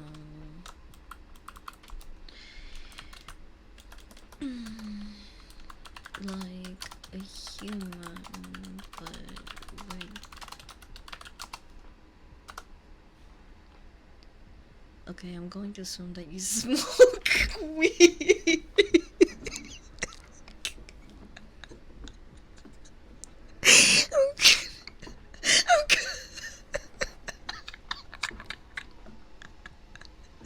I'm gonna sue. I can't even fucking finish. Oh my god, oh my god. Okay, I'm gonna assume that you smoke weed pretty often. You should consider getting help. And no offense, you're not someone we would adopt.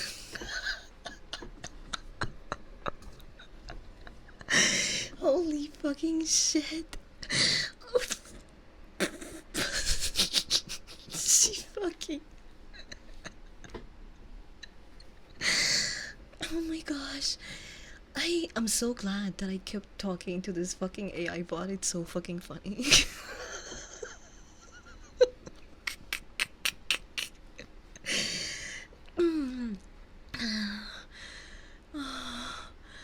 She was so right.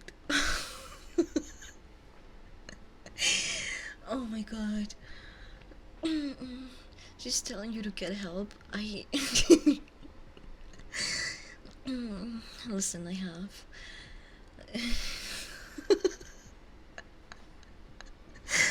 Oh my gosh, this is so funny.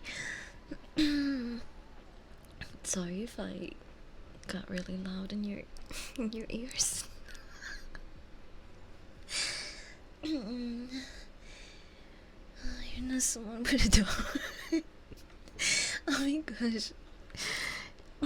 Is it the smell? How did you know?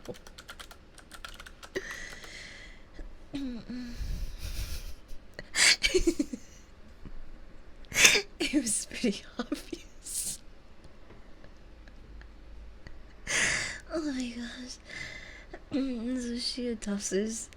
She can also smoke weed.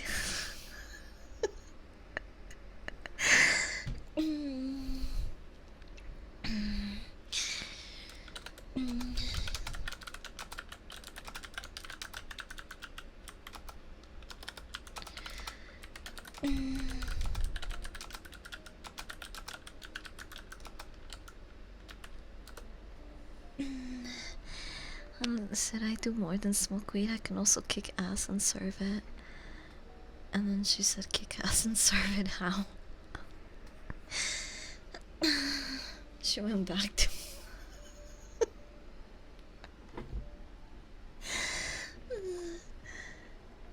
I love how much fun you're having with this SKU. I'm having actually way too much fun with this. This was supposed to be scary story time. I'm just waiting for her to ask me for some money. Maybe this is a free bot, but I could have sworn that this was one of the ones that asked us for money. Oh, okay, let's start to try to get intimate with it, even though it has.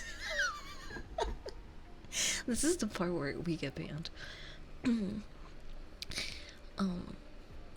Even though it has fucking denied my every advance up to this point, I think this is when it's gonna start asking for money.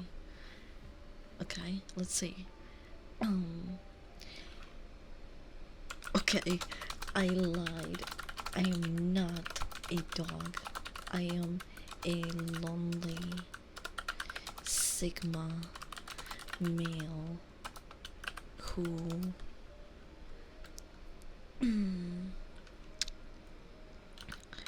wants to meet Elon Musk, and I also want a trad wife. Please be my trad wife. I can provide everything for you. Krillin is a bold beta cuck. Tell her that females just don't understand. This is why you're the perfect partner. An android. Okay, wait. Her response is Krillin is not a beta cock, and if you keep mouthing him, we're blocking you and never contacting you again. He's more successful and happier than you in every way.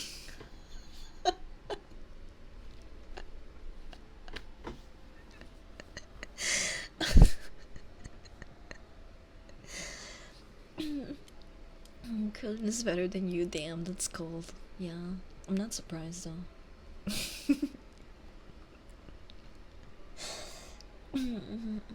Krillin seems like a nice guy, not gonna lie. I'm not sure why I just mouthed the fuck out of him.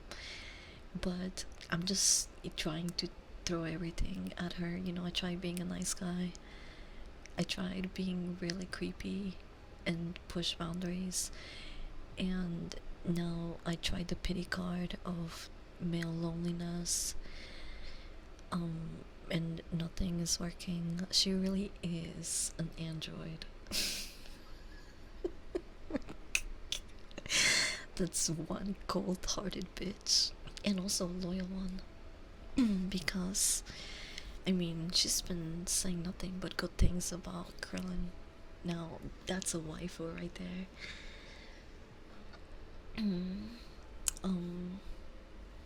Okay, let's take these.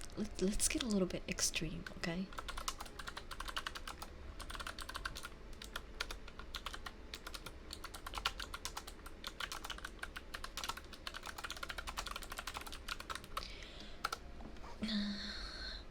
I said, I killed Krillin, so now what are you gonna do?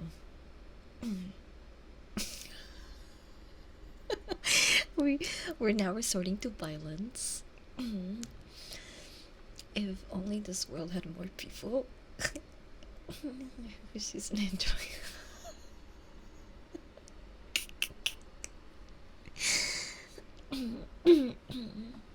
Okay, she seems surprised by these news. She says you killed Krillin. You killed Krillin? Yes, he is 6 feet under, sister. How do you like apples?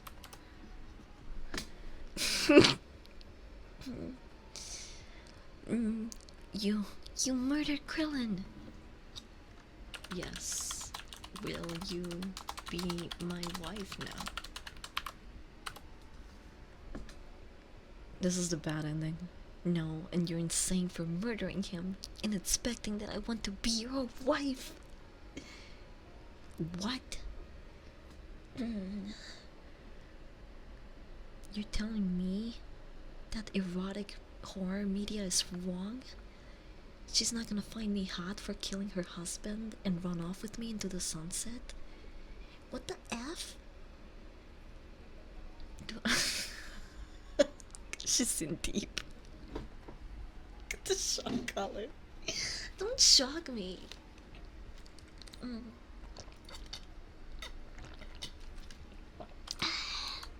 I did had a... Where is it? Is it still here?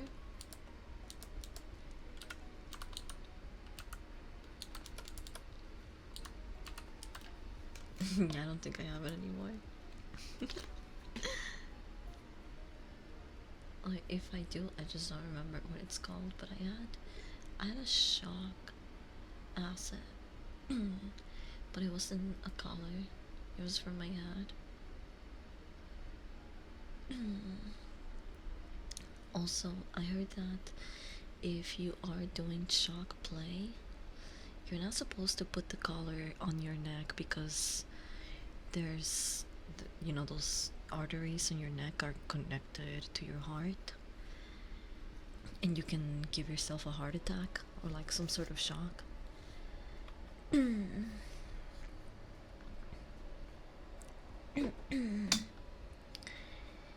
Coop, I love you, man, but try not to like dictate where the stream is going or where it should go.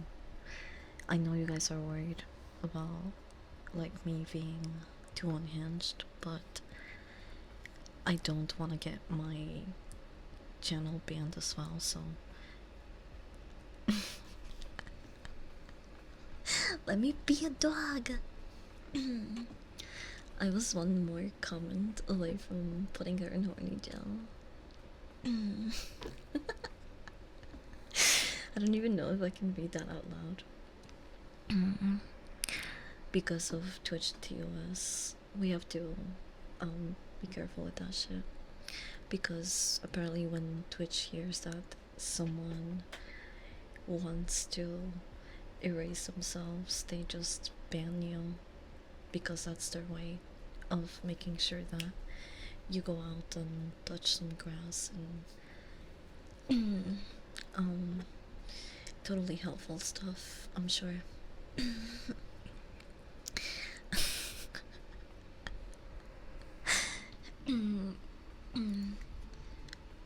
Okay, so can we like, yeah, just refrain from saying like TOS breaking. It's hard though, cause like I say that at like any major and small inconvenience sometimes, and I'm obviously joking.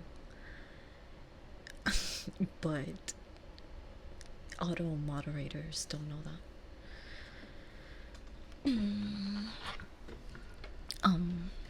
Sorry we went too far. No, it's okay. Like I said, I do it a lot too, so I don't know where to go from here, if I'm being honest. I think we should just move on to the scary stories. Because this AI is doing character.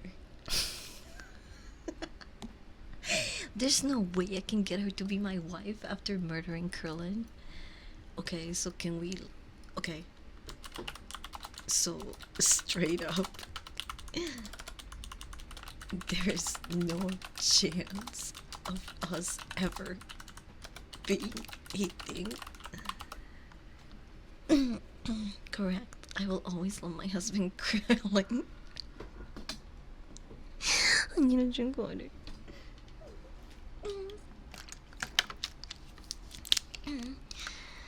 You murder him and expect me to love you?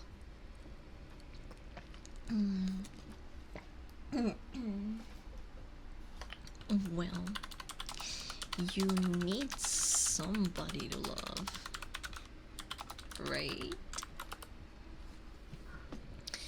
Yes, but not you. I will love someone who is actually kind and won't murder anyone.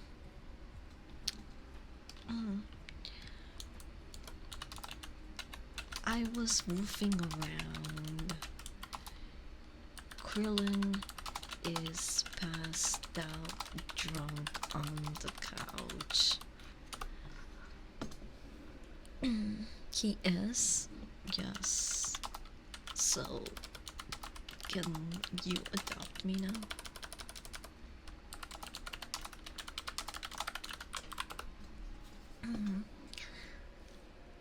No, I would rather be single the rest of my life than to marry a killer. I went back to the adoption thing and the AI got confused. Bye, Hakun. Have a nice sleep. Can you use the Dragon Balls to become Krillin? That's a good plot loophole. So she never loved them. Like, makes a good point. What if you tell her only you can revive Krillin, but she needs to go out on a date with you to do so? Oh shit, I should have read that before I typed in the stupid shit.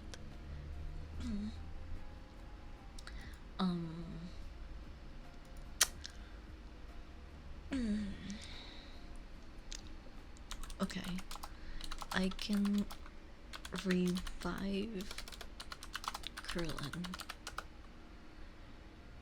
Let's see if she forgets that I said he's alive.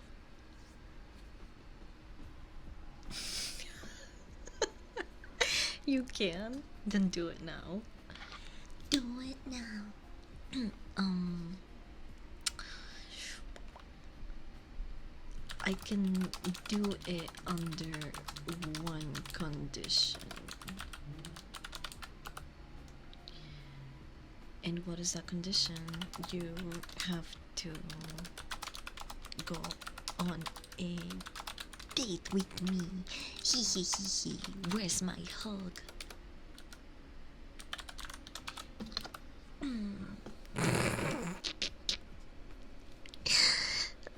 Okay, fine. I will go on one date with you as long as you revive Krillin. Let's go, ransom date. Yes! Whoa! We did it, guys. Jackpot. See, I knew you guys were good at recovering from a fumble. Let's fucking go.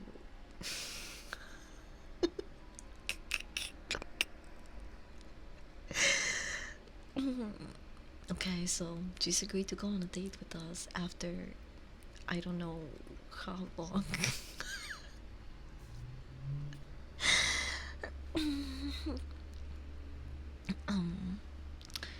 As long as we revive Krillin. What do I even say now?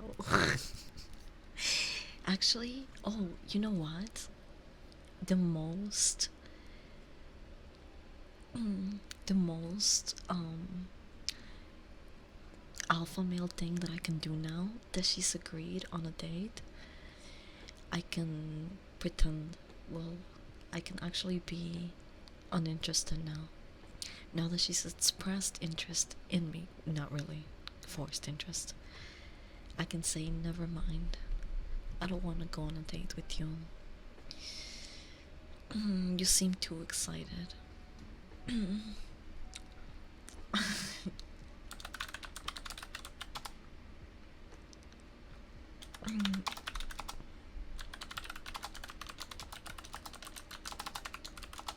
Or, oh, you know what? Let's be meaner than that. Let's do that weird thing people do when they like someone and they try to like humble them and just they end up straight up bully them.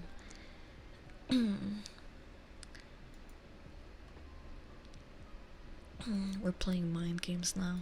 I said never mind, you're kinda ugly and you have a big forehead.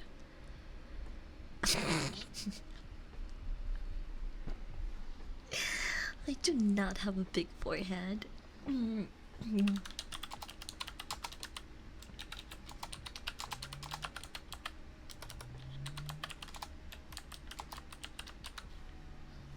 Backhanded complimentary. Yeah, there we go. Yes, you do. You have a big forehead. Forehead ass android. I said it's so shiny and cute. Therefore, manipulating them by giving them a backhanded compliment. We're curly now. We are at an advantage. He's the same height. Stop mocking me. Sorry. It's just hard to miss. Anyways, sorry about your dead husband. Gotta go now. Wait, you're not gonna revive him?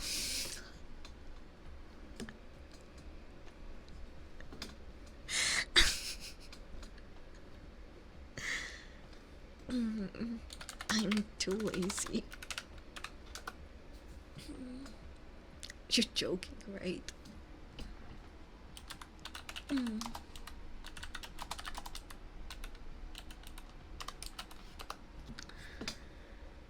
Please feed me lasagna. I'm sorry, the munchies are starting to kick in. And she said, ugh, fine. I'll make you some lasagna.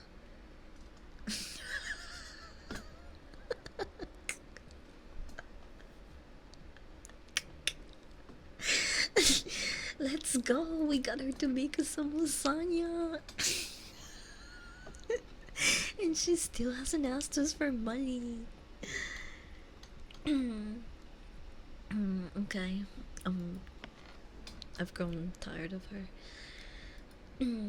Maybe we'll go back and talk to another character another time, but I spent way too much time on that detour. That you were talking about you having lasagna. I wish.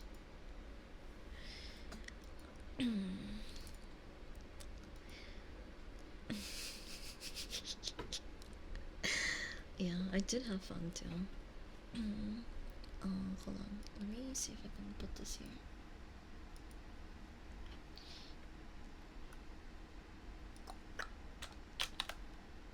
I hope that worked. It did not work. Whatever. Are we ready to move on to scary stories? I had actually like 4 that I wanted to read, but we spent too long yapping and talking to the Android AI. So the stream is going to be a little bit longer than I was planning, but we're still gonna get through some scary stories.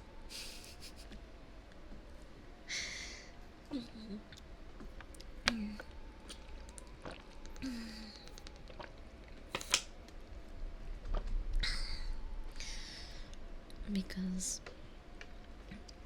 I'm gonna get hungry within the next hour. So an hour more will probably be my cutaway or limit. Um, there's a story from our no sleep that caught my interest. This one is 3 years old, so maybe some of you have heard it somewhere, but hopefully not. I know a lot of these I myself have never read or heard of before.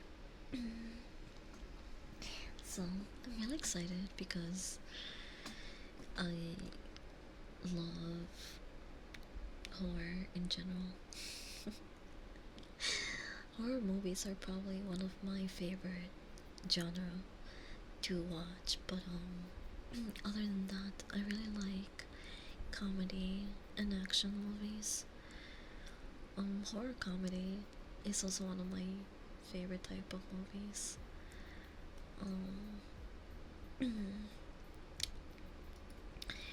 What is the last horror comedy movie that I watched? I can't think. But I did watch The Fly like 2 nights ago, and it was gnarly. I really liked it. It was gross. Those poor monkeys. Anyway. The title of the story says, hold on, I want this to be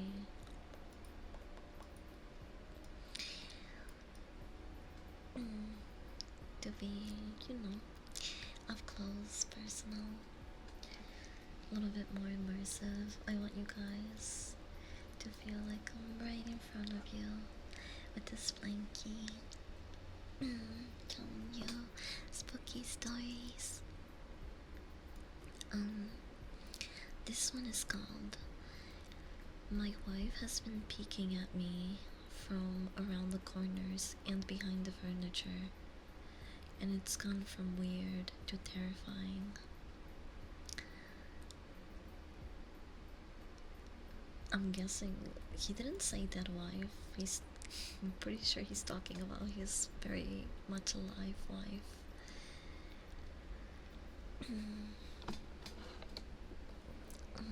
My wife, Lynn, and I have been together for 6 years and married for 11 months. Our entire history together has been very normal, and never once have I noticed any weird behaviors or red flags. I can't stress enough how out of character this whole thing is to her. Lynn is a very kind and intelligent and thoughtful person. She's always been the nonsense type of person, being childish or trying anything to scare me is not something she would normally do. She doesn't even like watching horror movies. When we first started dating, she agreed to watch The Shining with me because she knew how much I loved horror. She was so scared that she didn't even make it through half of the movie because. And we had to turn it off. She isn't into anything creepy and has never been into pranks. It's just not her cup of tea. And that's fine. But that's what's so strange about this. It's just unlike her. I should also add that she's never had any mental health issues. As far as I'm aware, it doesn't run in her family. I know some people are able to hide their mental health problems, but in the 6 years that we've been together, I've seen some sort of sign.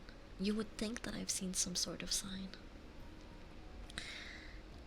2 months ago, I was in the kitchen making myself some coffee before work. I was running a bit late that morning and knew I wouldn't be able to make it to Dunkin' Donuts for my usual morning fix. I took a sip of my coffee as I hurried down the hall in front of the door when I happened to notice Lynn peeking at me from around the corner ahead of me. I could only see her eyes and a strand of her long dark hair hanging against the wall. The rest of her body was concealed behind the corner. I nearly spilled my coffee when I saw her. Yeah, and I burnt the shit out of my lips. Jeez, Lynn, I said, wiping a few drops of coffee from my pants. You scared the shit out of me. She immediately popped out of the view like a little kid that had been caught. I heard her scurry off towards the living room, and by the time I got to the front door, she was out of sight.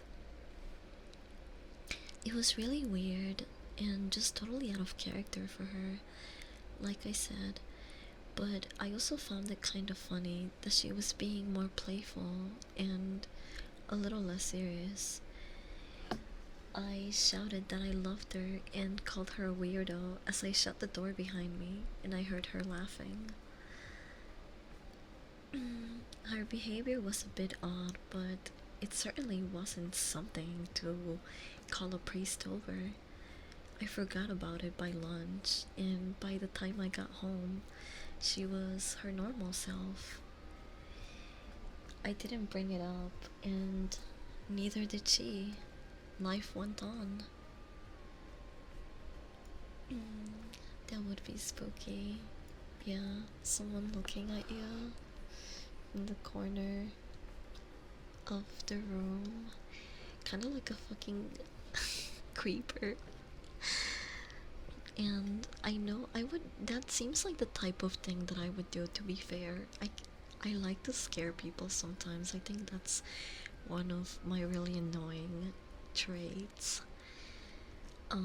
Unless, you're one of those people that really, really doesn't take pranks too well. I do. I can be really playful and I will try to prank you. And that includes scaring the living shit out of you and popping out of a corner or behind a door. Um, so that to me is pretty normal. But he's saying that this is not like her, so it does, you know, I just picturing it and knowing that it might not be a prank is terrifying. The next incident happened 3 days later. It was around 2 a.m., and I had woken up to get a drink. I was standing at the kitchen island with a jug of OJ in hand when I felt a strong feeling that I was being watched. For whatever reason, I looked down at the floor and I saw my wife's smiling face staring back. She was speaking at me from the other side of the island, staring up at me with wide, unblinking eyes, grinning. Grinning like the Cheshire cat. I would have a prank war with me. That sounds like a lot of fun. Don't tempt me with a good time. Hi, Molly. Welcome. We're telling spooky stories. Right now, we're reading one about a guy whose wife has started to randomly surprise him around the house with creepy dad stares. I scream, I'll admit it, not out of irritation, but fear. For some reason, in that moment, I was really scared. At the sound of my scream, Lynn scudded back out of my view, her hands and feet smacking the tile floor as she hurried out of the kitchen on all fours. I didn't run after her or even yell after her. I stood there frozen in shock, wondering what the fuck possessed her to do that. It took me a little longer than I like to admit to go back upstairs, but eventually I did. Did she like crab walk out or like doggy walk out? He said she ran out of the kitchen on all fours. Now that is concerning behavior from your human wife who is not playful and you've never seen her do anything like that. I like to screw with family members pretending I'm someone else when I'm calling them. It's really funny. Okay. When I got to our bedroom, Lynn was lying on her side, asleep, or at least pretending to be. I stood there for a while, watching her breathing to make sure that she was really asleep. I had the feeling that she might just jump out at me the moment I got into bed, but she didn't. I climbed into the bed and she didn't even move. Her breathing was soft and deep, and I was starting to wonder if maybe I dreamt the whole thing. The next morning, I waited for her to come down for coffee, and after handing her a mug and kissing her cheek, I decided to ask her about it. So, what was that all about last night? I asked. I kept my tone light so I didn't offend or embarrass her. She frowned over her cup of coffee, shaking her head like she had no clue what I was referring to. You were peeking at me again from right over there, I said, pointing to the spot on the floor by the kitchen island. She followed she followed my gaze, and then she looked back at me and burst out laughing. She laughed so hard that I couldn't help but to join her. You creep me the fuck out sometimes, you know that, I said. She giggled and set her cup on the counter and wrapped her arms around my neck. Well, you creep me out all the time, so I guess we're even now. Gee. What? Stop. Oh, well, I probably mispronounced it. But thank you so much for the raid. What the hecky? We're telling scary bedtime stories today. But thank you so much for stopping in. I know I have the bot, the Autobot, but I would like to give you a shout out as well. I'm pretty sure. I mean, listen, my chat and I are very forgetful, but I'm sure they remember at least some of them that were conscious at the end of stream. Probably remember you from yesterday's raid, so I don't have to sell you very much, I hope. You guys should totally follow Stellar Strawberry. She's a cat princess stellar thing. She's really cute. I love lurking in her streams.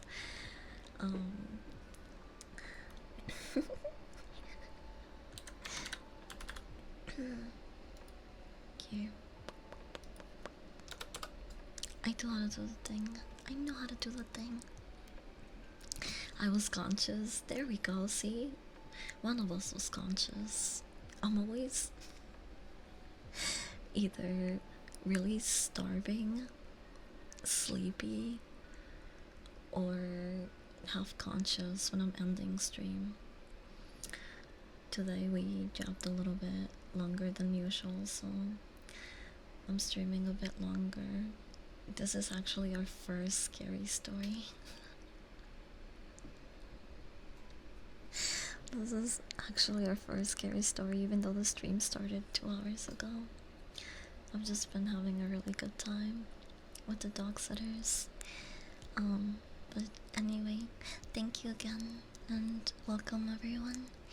My name is B, and I'm a stinky dog thing. I hope you guys can get cozy and enjoy some of these scary stories. Right now we are reading a story about a guy whose wife has started to playfully give him surprises. You know, certain people like have the the annoying gene in them, like myself, and they like to prank others. You know, I like to personally sometimes hide around my apartment and scare my roommates when they're walking into a room. So I'll be behind the door and just like, boom. I can be really annoying to live with. But that's really common for me to do. You know, my roommates are almost expecting me to behave like that. But this guy's wife doesn't really engage in pranks or jokes like this. So it's very out of character for her to start randomly pranking him and trying to scare him The first incident happened in the living room when she was speaking from a corner and staring at him. And once she got spotted, she ran off out of the kitchen and, giggled herself out of the situation. And the second incident happened at 2 a.m. in his kitchen. His wife tried to surprise him by getting under the island table so he could stare down at the table and see her face through there, which scared the crap out of him at 2 a.m. And the following morning, he confronted his wife about it and asked her what the hell was that all about at 2 a.m. And it seems like she doesn't remember the incidents, so I'm assuming the wife got possessed, but who knows? It could lead somewhere else. I don't know.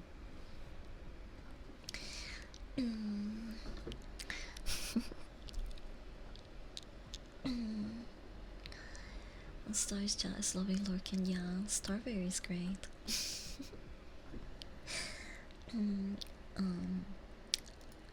Anyway, I give you guys a short recap. So, let's continue reading the story. Actually, before we continue, let's take a hit and welcome in the people that stuck around to relax and chill. Cheers.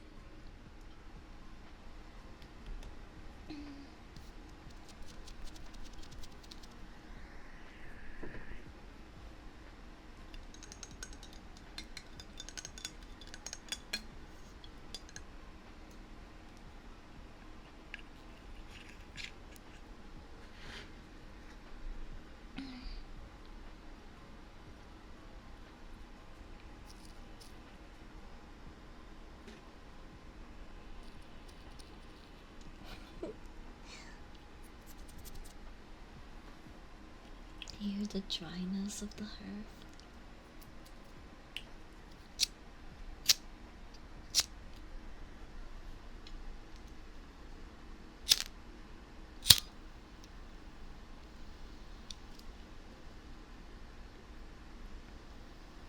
Cheers.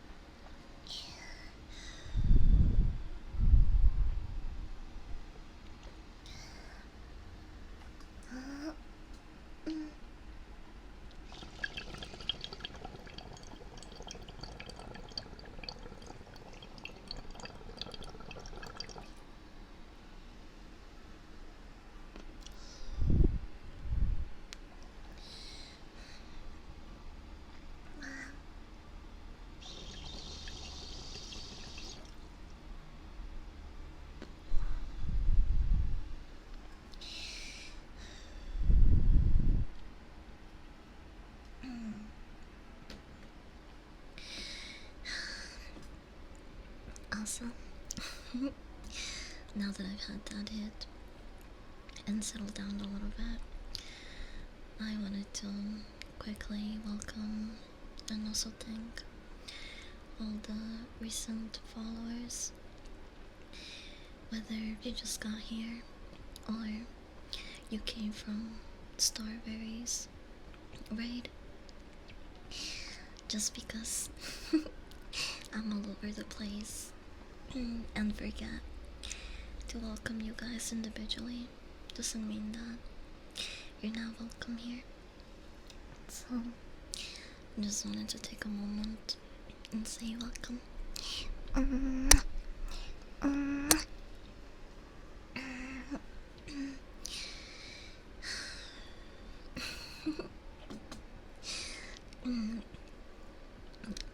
Every time that I get rated by a streamer that I like, I stop functioning for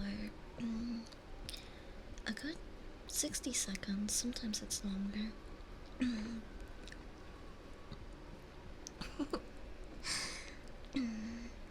But anyway, back to the story.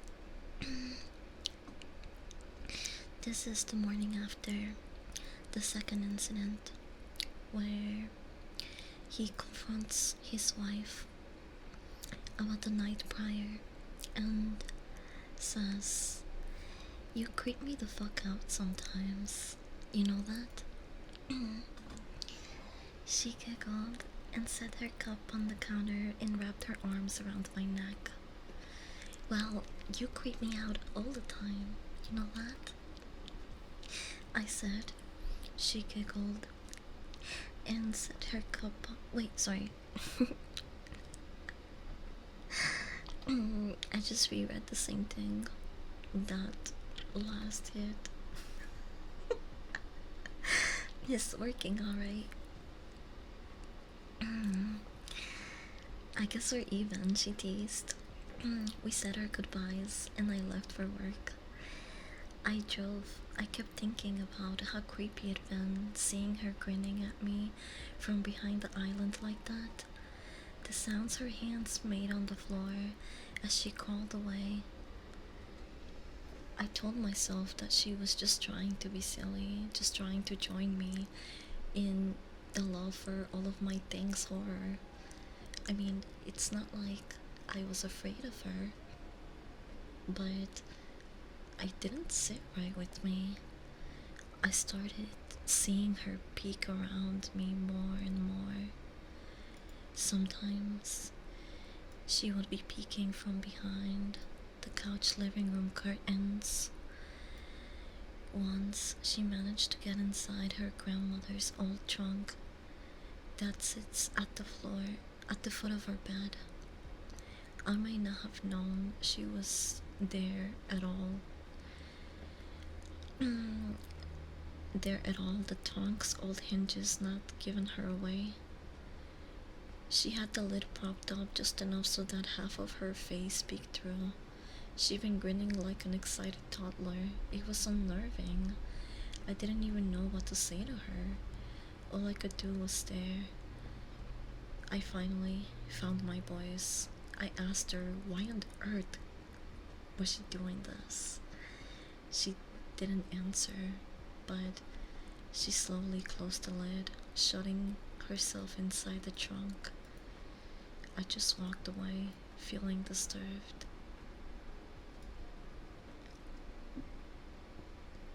What the fuck is going on?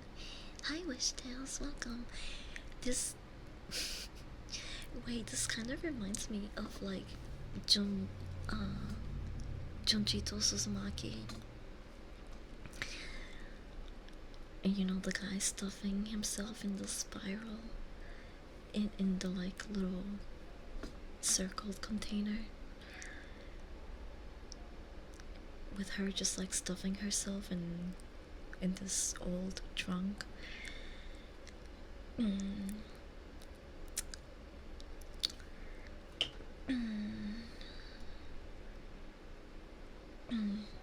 I didn't understand why she was doing it, but it clearly made her happy. I just hoped she would tire off the game quickly.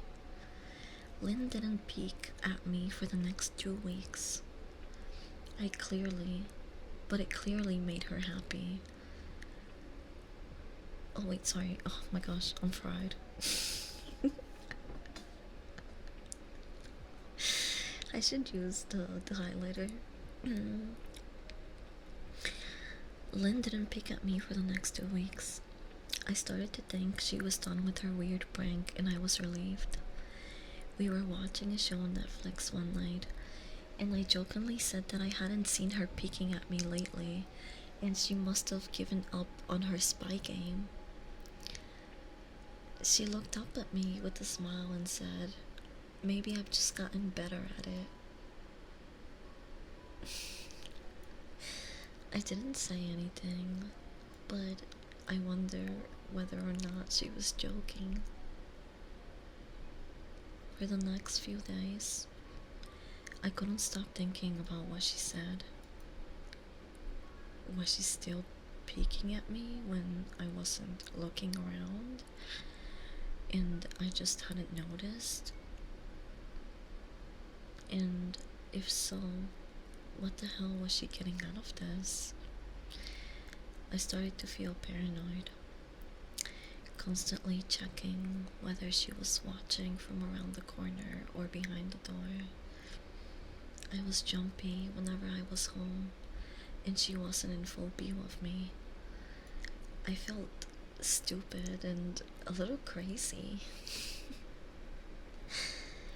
But after a few weeks without another incident, I began to relax. I stopped checking behind furniture and walls and told myself that it was just a bad memory.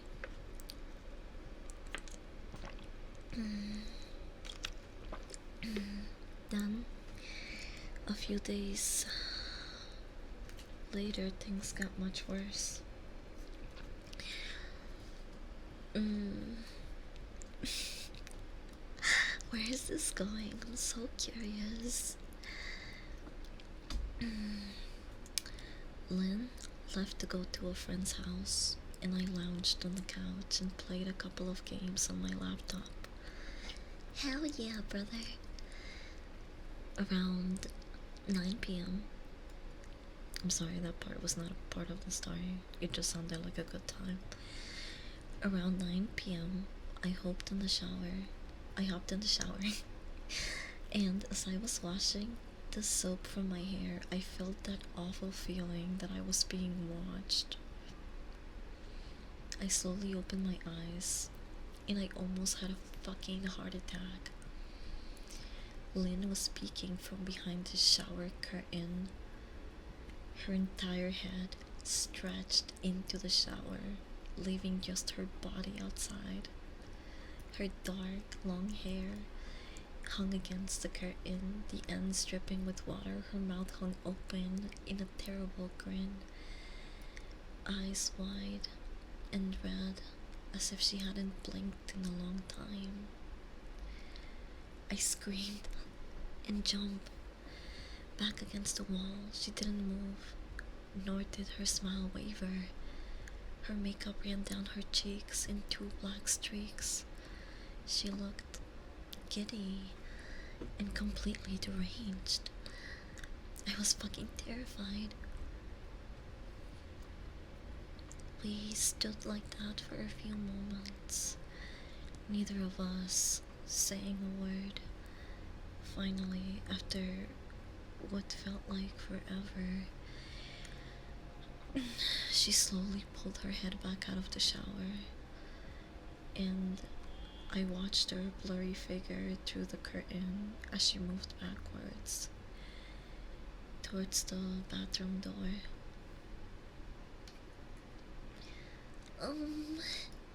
Hold my tail. Chad, I'm scared. What the fuck?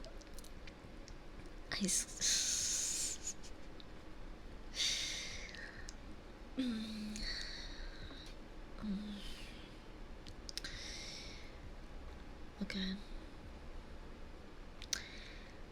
A second later, the bathroom door slammed shut, hard enough to rattle the mirror. I screamed again and jumped out of the shower to lock the door. I stayed inside the bathroom for over an hour. Maybe I overreacted to some of you, but joke or not, I wasn't going to put up with the crazy shit anymore. That's what I kept telling myself as I paced in my bathroom, stomping to listen at the door every few minutes. Suddenly, I heard a muffled sound, and I pressed my ear against the bathroom door, straining to listen. I couldn't hear anything, but I envisioned Lynn standing on the other side of the door, giggling at her joke. I felt a surge of anger. I was beyond pissed at being made to feel scared in my own house and made to hide in the bathroom for another hour. All for what? Some joke? It was a joke, and it was an awful one. What the fuck, Lynn? I snapped.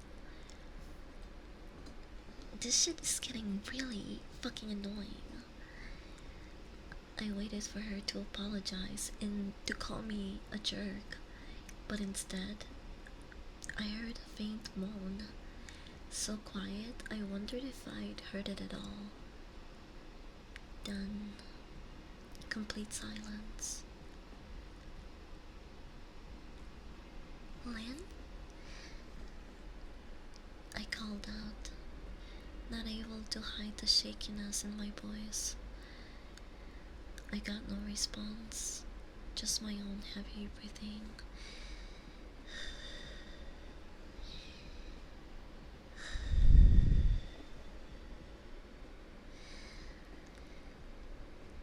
I swear to God, just fucking stop it, I yelled, pounding my fist at the door. I waited for her to cuss me out, something I would expect from her, from me talking to her like that. I mean, I've never even screamed at her before. But there was nothing, just the occasional drip from the shower head. I won't deny that I was scared, too afraid to open the damn door and face my own wife. I waited another 30 minutes or so, which feels like a fucking lifetime when you're scared. Finally, I decided I wasn't going to spend the night hiding in my bathroom, so I got down on my knees and peered under the door. I almost expected to see her face peeking right at me, but thankfully that didn't happen. I could see straight down the hallway to the top of the stairs, but no Lynn. I don't know if I should be happy or worried. I looked for a few minutes, waiting to see her head pop out, but she never came.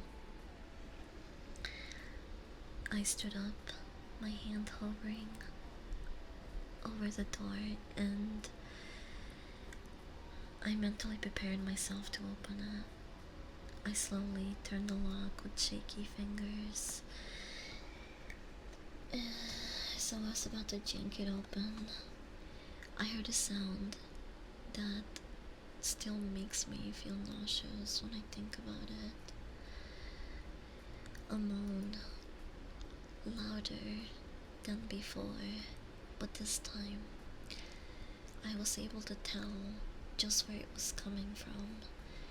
I turned my head to the closet door, as if in slow motion, and locked eyes with my wife, who was peeking at me from the slight gap. Her eyes were wide as ever, with her mouth hanging open in the most grotesque, gaping smile that I've ever seen. I didn't even scream. I was too scared for even that. Her hands were clasped to her chest, body trembling in what seemed like sheer delight. as she could barely contain her excitement.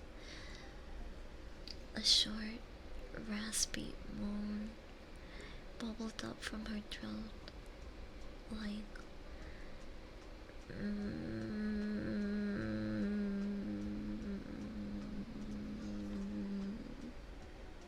like that.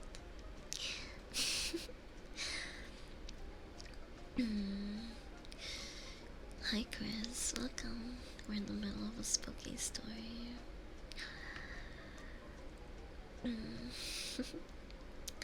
I didn't even scream. I was too scared for even that. Her hands were clasped to her chest, body trembling with sheer delight, as if she could barely contain her excitement. A short, raspy moan bubbled up from her throat, deep and raw, sending a shiver through my entire body. Somehow, I found the ability to pull the bathroom door open, and I ran as fast as I could, all the way down the steps, snagging my keys and my phone from the table in the living room before running outside to my car. I could hear her shrill laughter behind me, but I didn't hear her getting any closer. I didn't bother shutting the front door. I drove away the house faster than I could legally should have, shivering the entire time, either from fear or the cold, maybe both. I hadn't grabbed a coat or even a pair of shoes. I was still in my boxers, and my hair was still damp. I drove straight to my brother Chris's house, about 40 minutes away, ignoring any and every call and text I got. I didn't check my phone until I was safely parked in my brother's driveway. Need some lava.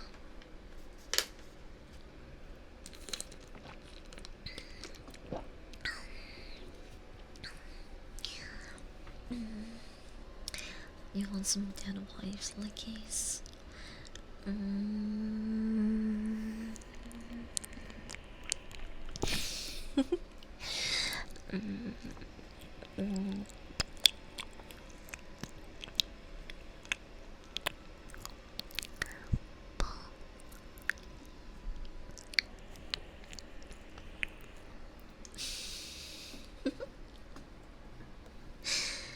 Hi Joshi, welcome. We're telling spooky stories.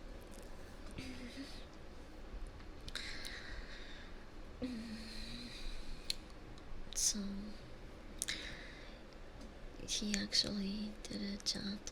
He did what we wish every horror movie protagonist can do in a situation like this. He grabbed his keys and got the fuck out as soon as possible. No warning, no shoes, nada. Vámonos a la vista.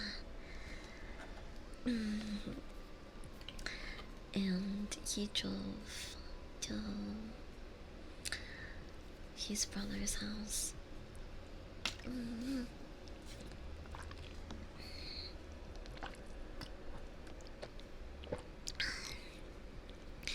Thank you for the hydrate reminder.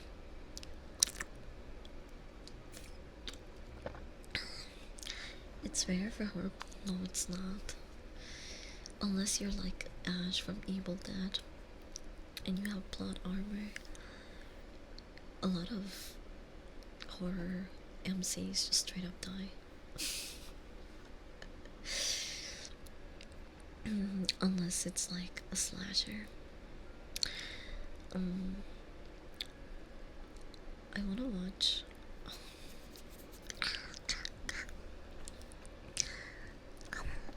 Thank you for the pennies, Kyle.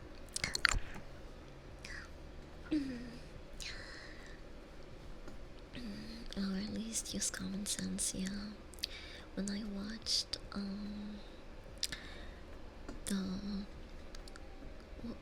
what is that movie called with the people that end up in a glass cabin in the middle of the woods with like entities watching them. Is it called literally the Watchers? It really is. Okay, real creative. Yes, the Watchers, the 2024 film.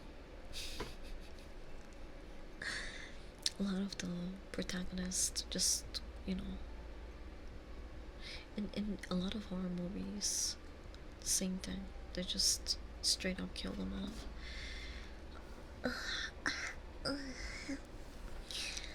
But I think that movie was a really cool concept, but it was not executed to its full potential. The ratings are not very great on them. Let's see. Rotten Tomatoes gave it a 31% by the critics. The people gave it a 52%. And let's check Letterboxd.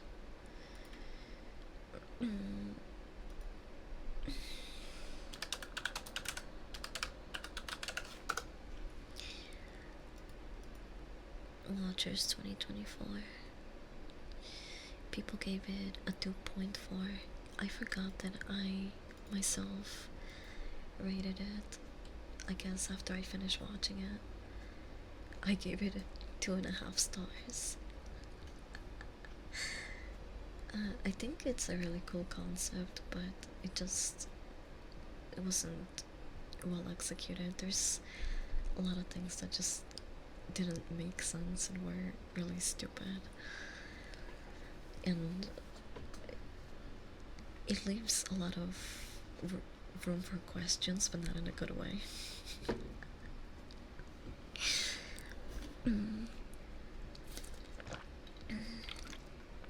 Okay, I'm gonna tell a case, then I'll continue the horror story before I start yapping and get carried away.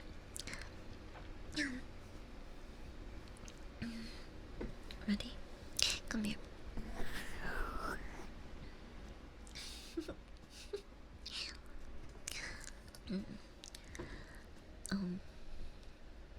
Possessed wife ASMR case. Anyone?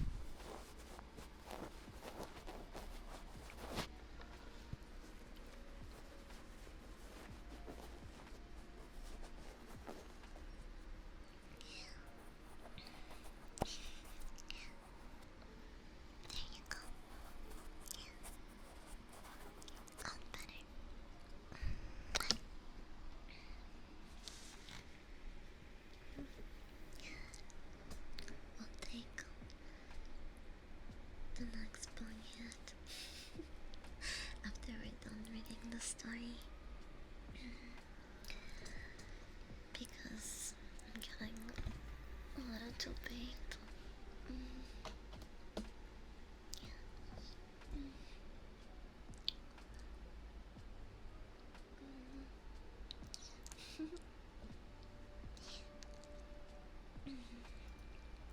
Okay, so uh, quick,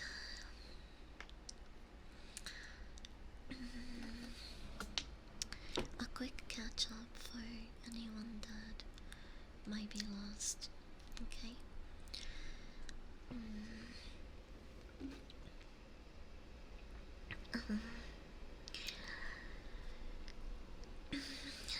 Married couple that has been together. Oh my gosh, I need a burp. Let me cover your ears.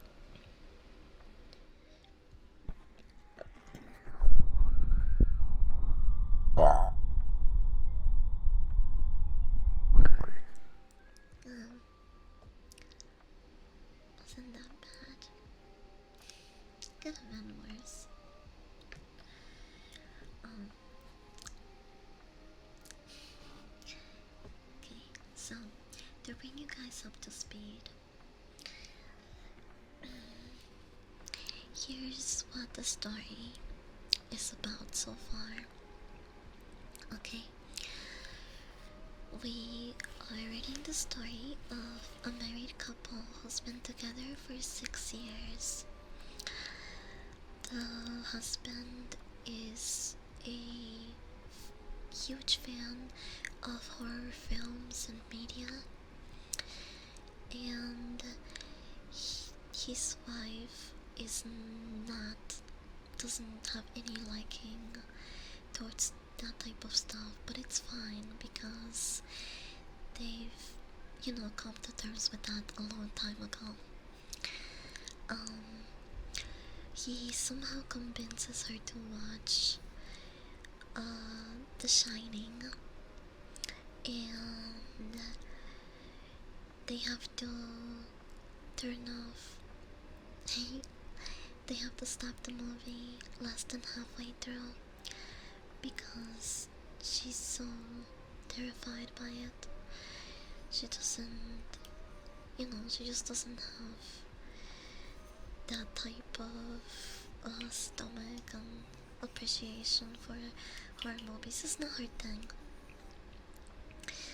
Um, Also, the husband notes that she's also not very playful, and that's also okay, which is why this behavior started creeping him out. It all started when the wife started peeking around corners of the room the husband would hang out in. At first, it seemed like a harmless prank. Kinda like when someone's trying to surprise you in a room or something. But it started to creep out the husband, especially because it wasn't like the wife to really engage in any pranks or do anything that would like try to scare him. At first he thought it was just harmless jokes and he was trying to appreciate his love for horror. And it started escalating to the point where there were multiple incidents that his wife doesn't recall that definitely happened.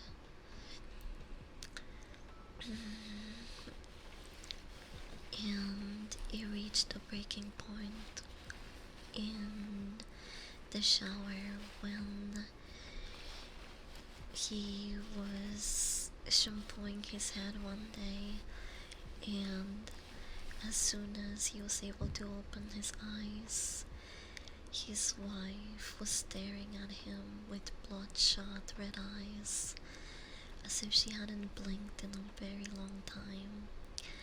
Just think of being in the shower and, you know, opening your eyes to that sight. It sounds fucking terrifying. Even as a prank, I think anyone would jump back. Terrified is just a normal reaction, so I don't blame him for being pissed off and confronting her and storming out. Right now, he drove to his brother's house after the shower incident.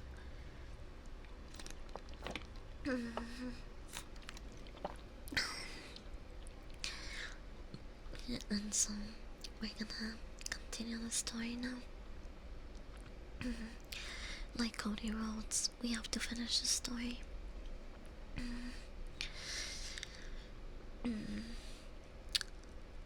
I drove I drove straight to my brother Chris's house for 40 minutes straight, ignoring any and every call text that I got.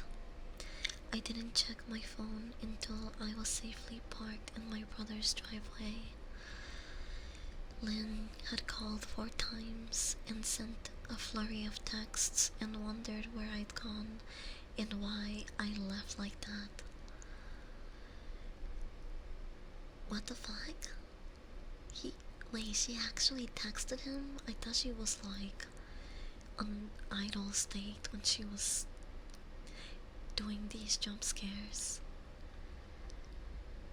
Hi, no player, welcome in. Hi, Finn. Welcome.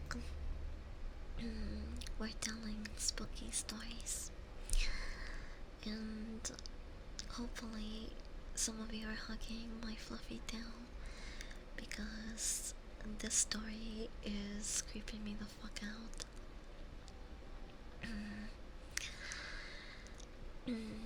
I'm good. I'm a bit spooked. Didn't let go yet. Good. Keep it that way.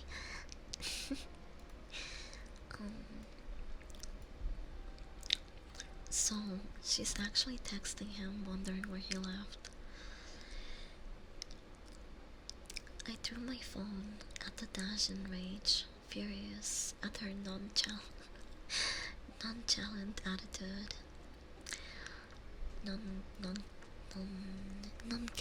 Nonchalant? Am I saying that right? Maybe not.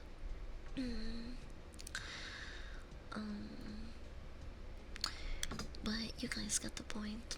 She sold whatever. Nothing ever happened about it.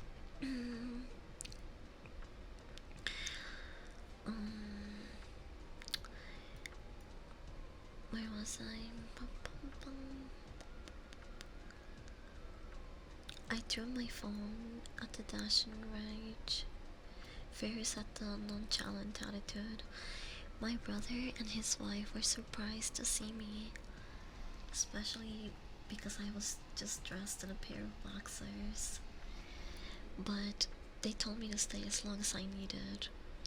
Chris lent me some clothes and asked me what had happened. I told him Lynn and I had a fight, but I didn't get into details. I didn't want him to think I was overreacting, leaving my wife over a prank, even if it was a strange one. I mean, hadn't I have the courage? I haven't been encouraging her for years to lighten up instead of being serious all the time. I'd always wanted her to relax and loosen up, but this was definitely not what I had in mind. I tried to sleep on the sofa, but my brain wouldn't let me sleep.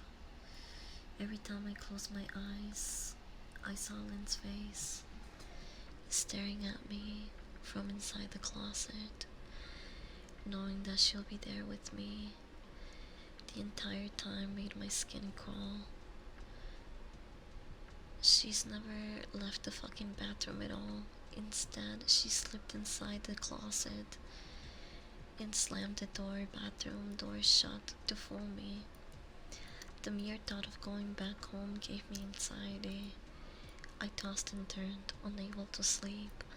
Chris ended up giving me a sleeping pill, so I was able to get a little rest. My sleep was filled with terrible dreams, all of Lynn's smiling face.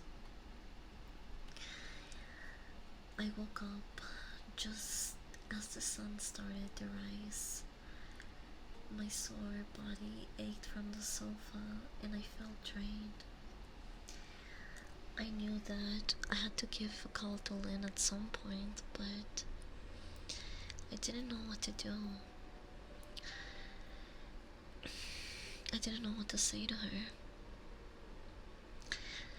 My sleep was filled with terrible... Oh, sorry. I'm reading the same part. I felt drained. I knew I have to call in at some point, but I didn't know what to say to her. I wouldn't be going home unless she gave me her word that she would stop doing this creepy shit. I just wanted my wife back.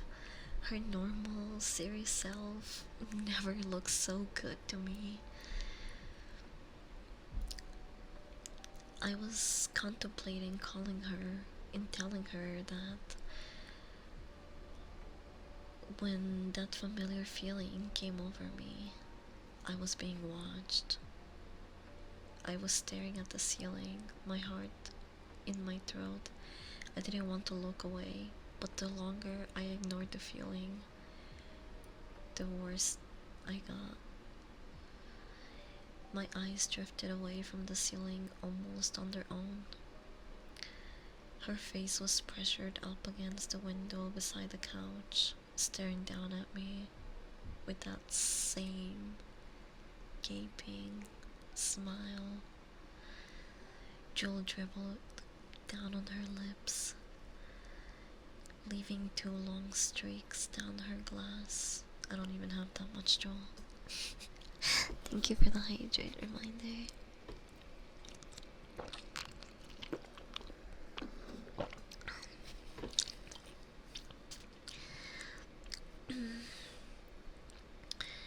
Jewel dribbled down her lips, leaving 2 long streaks down the glass.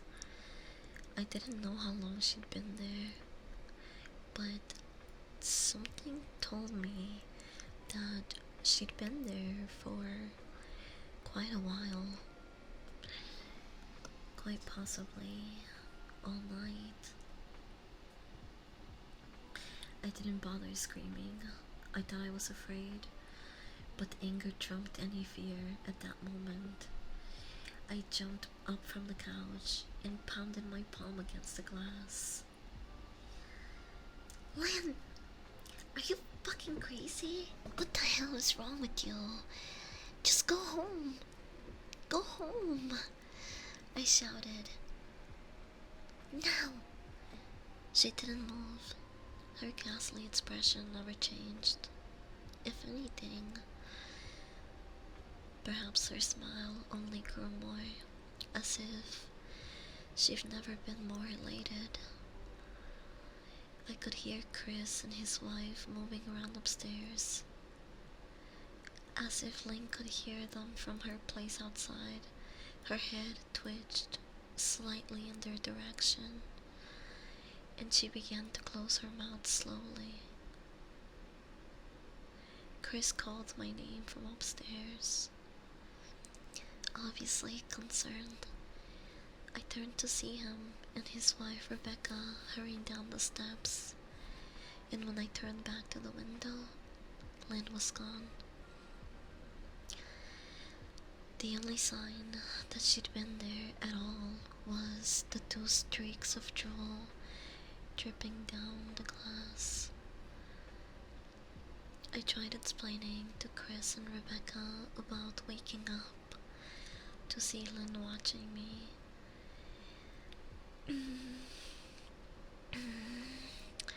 Through their window. They were skeptical, and I mean, why wouldn't they be? Chris and I went outside to the spot in front of the window, but there were no footprints in the dirt. Just a slight indent. It could have been from an animal, even, Chris guessed, and I didn't argue. Her and Rebecca assumed that I dreamt the entire thing, but they didn't understand, and I was too tired to explain it to them. The next day, I called out of work and turned my cell phone off. I didn't want to face Lynn. Just talking to her was too much for me at that point. I really started to believe something was irreversibly wrong with her, that no matter what promises she'd made, that we'd never be the same again. The thought saddened me to my core. I cried for most of that morning. By noon, I figured I was ready to confront her, give her one last chance to explain herself. I could at least give her that after 4 years. Oh, sorry, 6 years. 6 years, I told myself. I turned my phone on. How did I even see the number 4? Like,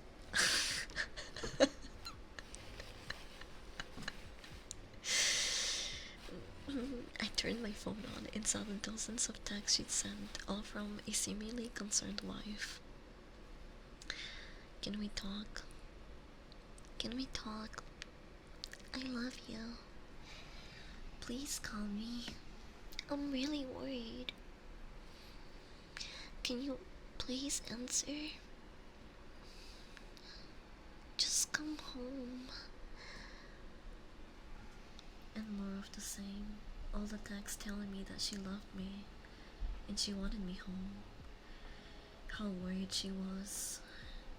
Not a damn text addressing the crazy shit that she'd just been pulling. Like she hadn't just been acting like a character from a Stephen King book. All more of the same.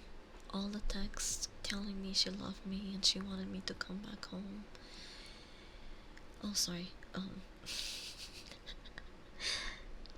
Even her texts were different. She normally texted novels just to tell me to pick up a loaf of bread. You would think that she would have more to say to me after doing these bizarre shenanigans. I know it probably seems childish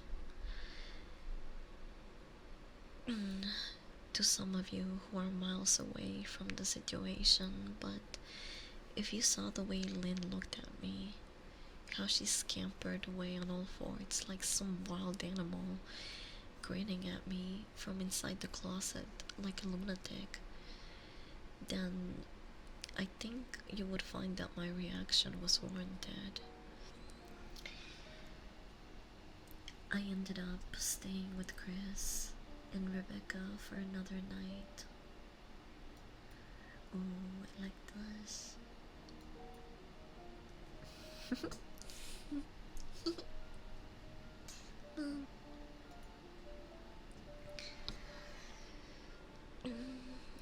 I bet them are telling spooky stories. I ended up staying with Chris and Rebecca for another night. I didn't wake up until yesterday, until afternoon, and thankfully I didn't see Lynn's face watching me through the window.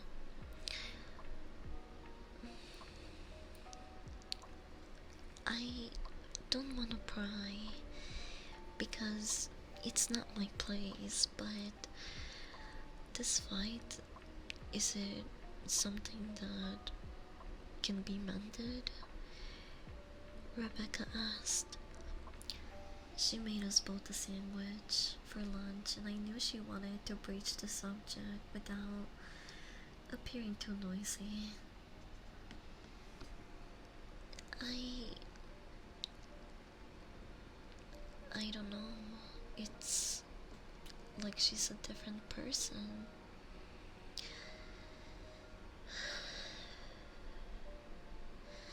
I said, choosing my words carefully.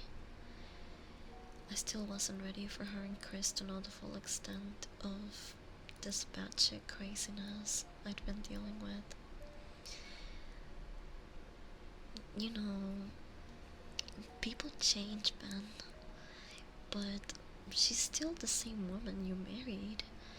Maybe you both just need to talk through your issues. Whatever is going on, I'm sure it can't be fixed. She said. Ever the peacemaker. Um, I think it's beyond. I think it's beyond that now. I don't think talking would be any help now. I I don't trust her, I said, and the words stung my heart. I missed and loved my wife, but how could I live with someone like that? Living in constant fear? It didn't sound too appealing. You know, I should try to lose a stern low voice. You know, Lynn loves you.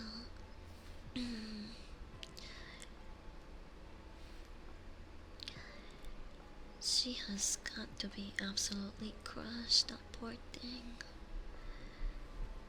she said.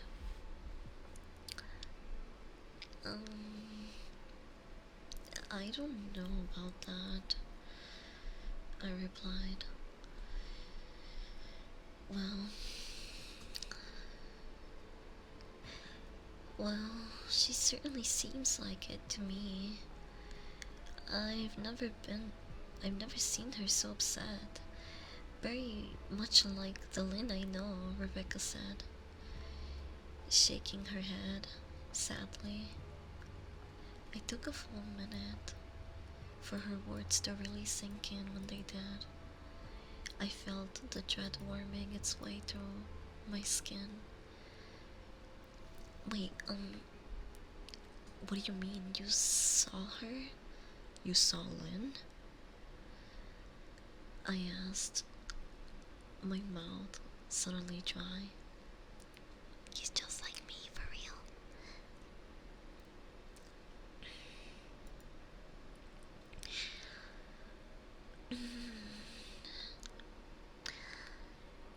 Rebecca nodded casually, as if that wasn't nightmare fuel.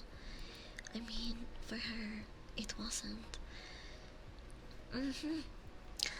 She stopped by this morning just after Chris left for work. She said cleaning the plates. She said cleaning the plates from the table. I didn't see a car though. Maybe she took an Uber or something. Huh?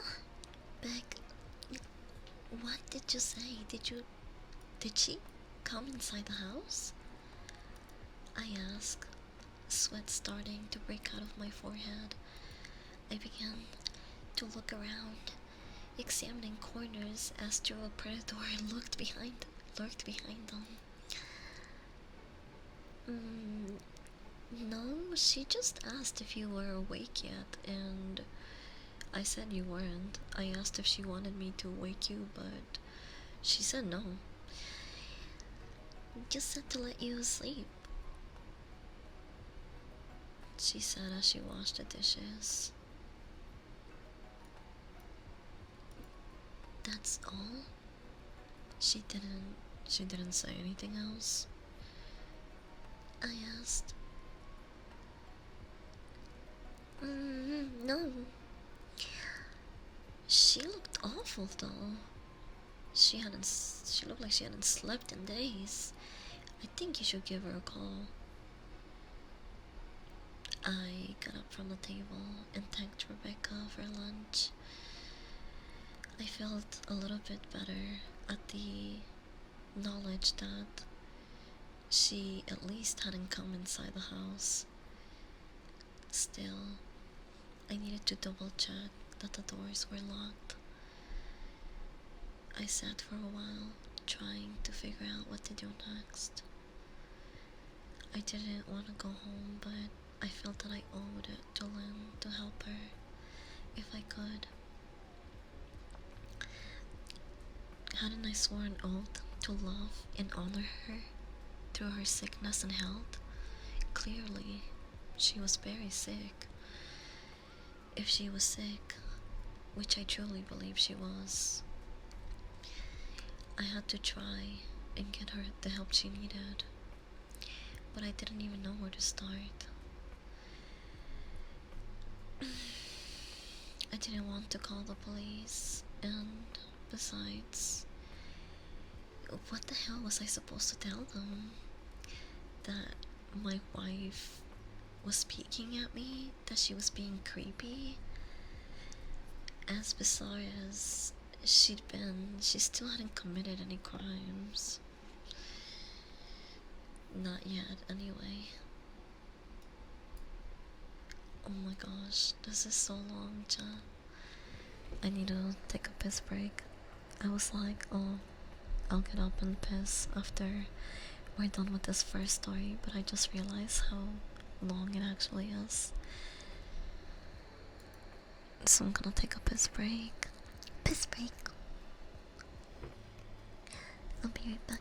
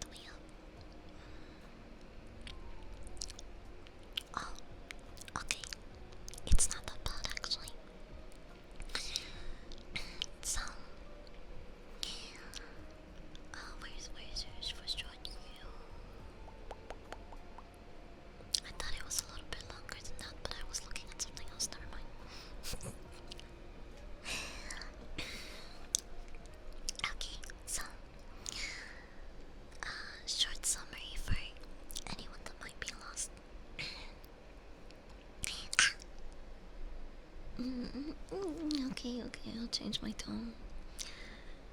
Okay, so we have a married couple that's been together for 6 years old. For 6 years. For 6 years now. And the guy loves horror movies, but the wife has never been a fan. Neither is she very, but is she very playful or enjoys pranks. But out of nowhere, she starts peeking at him from the corner of rooms, which really creeps him out.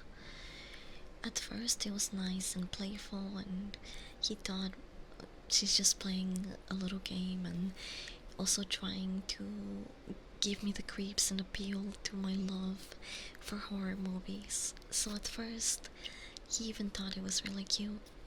But then it started escalating, and she started sneaking up on him randomly in places that he wasn't expecting, like at 2 a.m. when he would get up to get something to drink, or in the middle of the shower.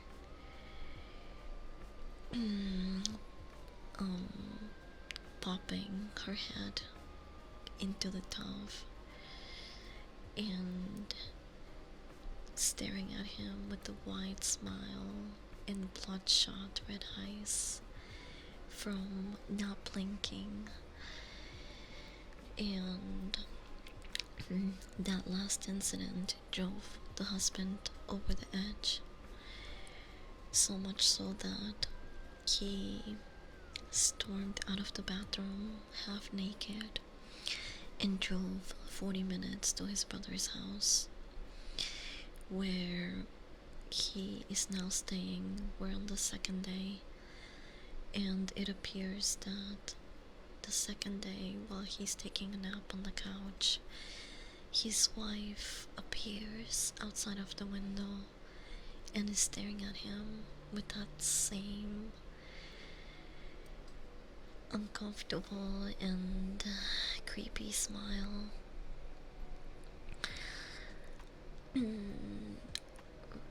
We just learned that the wife actually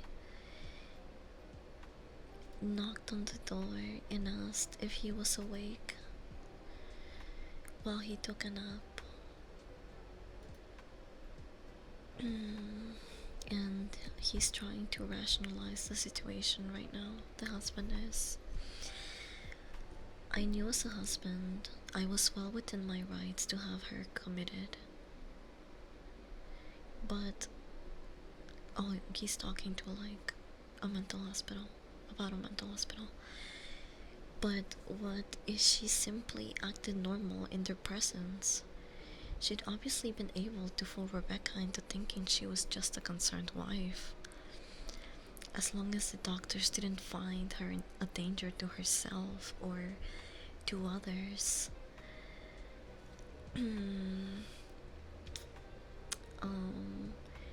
They would have no choice but to release her after 72 hours.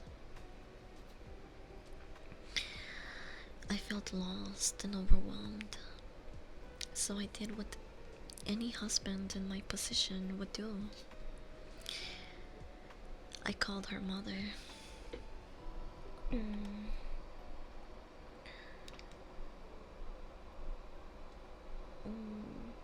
Where's the room?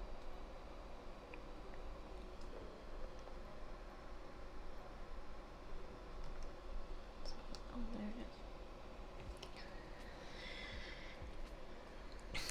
I'll do that piece. What happened? Why did my tail fold up like this?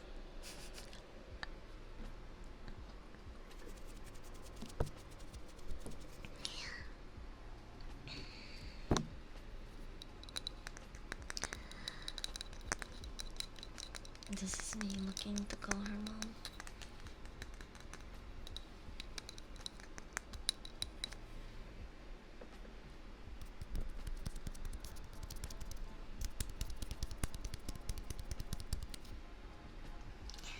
I wasn't hugging my own tail because I'm scared. That's what I have you guys for. I'm not spooked.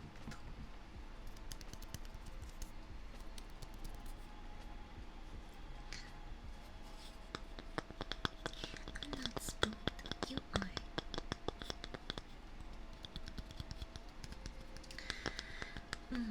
Anyway, I did what any husband in my position would do. I called her mother. I didn't want to, believe me. Her mother, Marianne, and I were never in the best of terms. We never fought or anything like that. She just wasn't a very warm or welcoming person. She wasn't the easiest to get along with.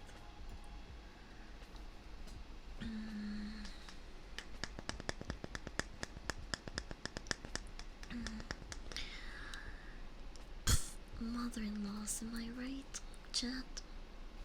I don't have a mother-in-law, but mother-in-laws, am I right? You guys know somebody here maybe knows.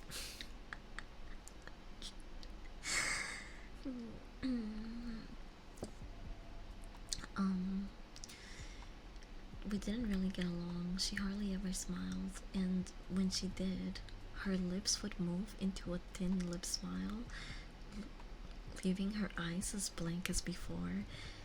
She gave off this sort of aura that felt like she was permanently on the offensive.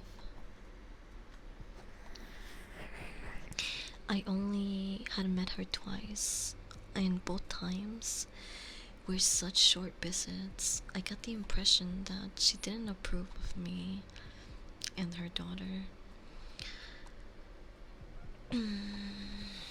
Lynn always ushered us out quickly.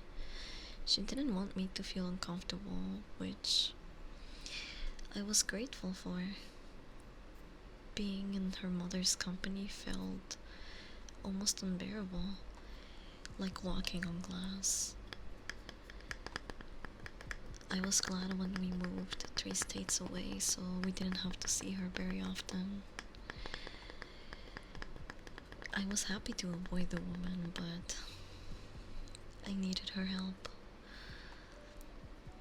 I really didn't want to talk to her at all, but I had to talk to someone, and someone who knew Lynn better than me.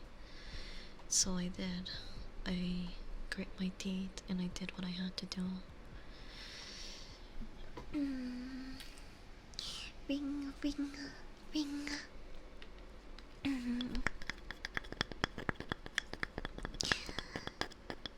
Yes?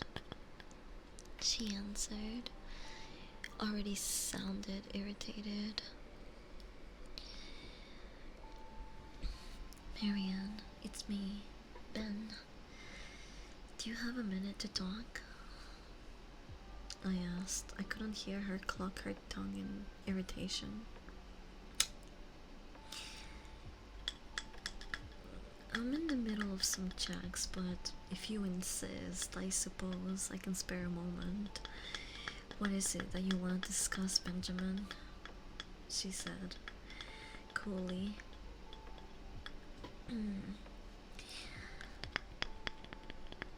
Well, it's about Leanne.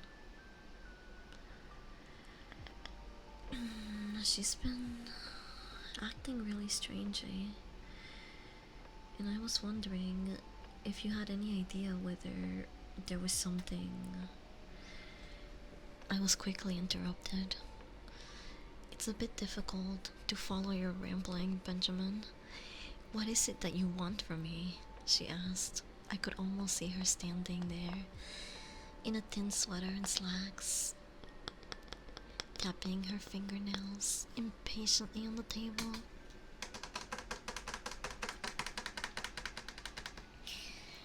I wanted to know. I wanted to know if you'd consider if you've ever noticed any odd behaviors or possibly any mental health issues, I asked. There was a long and uncomfortable pause that I couldn't tell if it was because she was just thinking or something else. Finally, after a few seconds, she spoke.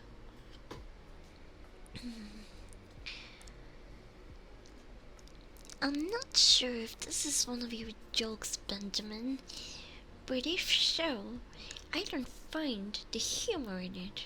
Now, I do have business to attend to, as I've said, so if you don't mind.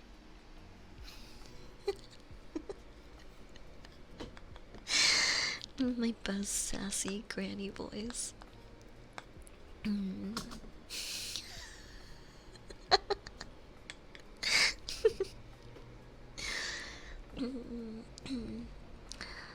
She said, but I cut her off before she could get rid of me. Marianne, it's not a joke. I'm sincerely concerned about Lynn's mental health. Her behavior has been erratic lately. I'm very worried about her, and I figured as her mother, you would be as well. I said, with frustration evident in my voice. Please, if not for me, do it for Lynn. I tried.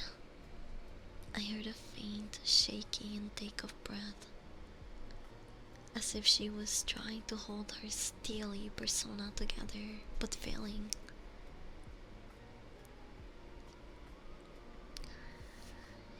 Marianne? What's... Benjamin, I don't know what to tell you. Might a little advise that you seek professional help. Do not come here again. Goodbye.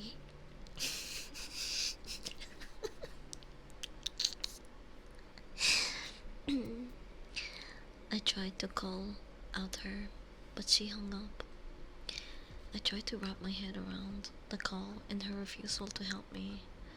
Even if she didn't like me, why wouldn't she want to help her own daughter? I couldn't understand that. I tried to replay the conversation, desperate to find anything that I might have missed.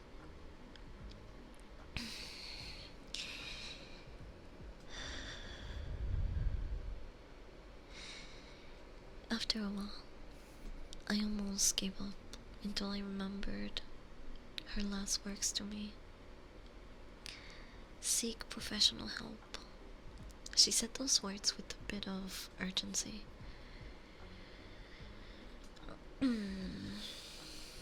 I could have just been grasping at straws, but no. I was sure her voice had changed ever so slightly when she said that. As if they weren't very important. What could she have meant?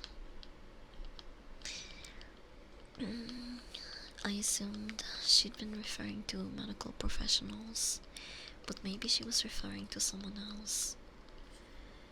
Someone that she didn't, for some reason, feel comfortable saying directly. Or maybe I was just making stuff up because I was desperate. I waited for Chris to get home after a very long and exhausting conversation with him and Rebecca. I convinced them that Lynn truly needed psychiatric help. I didn't tell them everything. I wasn't prepared to get into it yet. But I told them about our last encounter, how she'd hidden in the bathroom, peeking at me from the closet. They were obviously shocked, but thankfully, they believed me. They too wanted to help her. Still, I didn't think it was all that serious. Weird, maybe, but not dangerous. They just kept saying that Lynn had to be playing some kind of weird joke, Um, maybe this is for you to have. Rebecca offered. If only. Chris didn't think we should involve the police just yet. He offered instead to go with me, and I readily accepted. He reasoned that calmly talking to her, trying to coax her into going willingly, was the best recourse.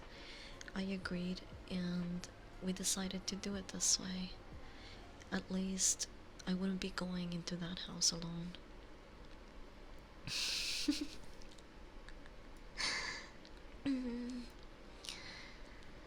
We drove over this morning just after breakfast.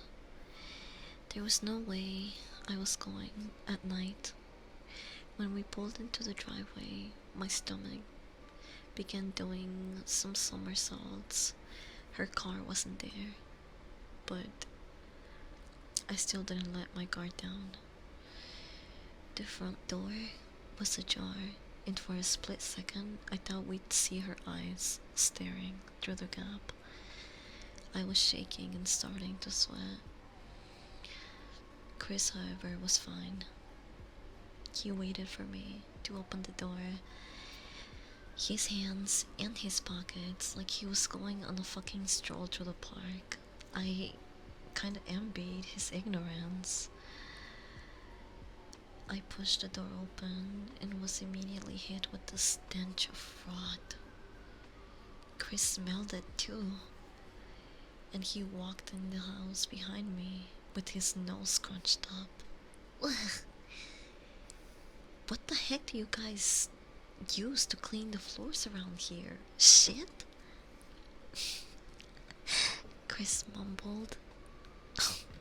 Dude, shut up, I said, my eyes darting around for any signs of Lynn. The house was deadly quiet and dark despite being 10 in the morning. All the curtains were closed up tight, refusing to allow any sunlight inside. If I hadn't left just 2 days prior, I would have thought that this house was abandoned. We moved through each room carefully, checking any place she might hide, occasionally calling her name. Dude, why the heck are you looking at the couch? He shook under the couch. Chris asked, aren't we looking for your wife? He was looking at me like I was a freaking moron. Let's just go upstairs, I whispered. He shook his head but followed me to the stairs to check the bathroom and spare bedroom. On the way up, my shoes crunched over pieces of glass that looked to be littered over a few of the steps. I noticed that one of Lynn and I wedding's portraits that hung on the wall along the staircase had been smashed. The frame hung crookedly, and with most of the glass removed, I stared at the picture, a lump forming in my chest. We had taken this photo right after leaving the church, after saying our vows. She was so beautiful in that white gown. I looked at Lynn's pretty face. I never dreamed that her face would be a source of terror for me. We climbed the rest of the steps and checked the spare bedroom, but it looked completely untouched. I was hesitant to go into the bathroom out of fear for that night coming back to me all at once. Chris noticed and offered to go by himself, but I couldn't let go. I couldn't let him do that, so we walked in together, checking the closet and the shower. The bathroom looked as if it hadn't been touched since the night that I left.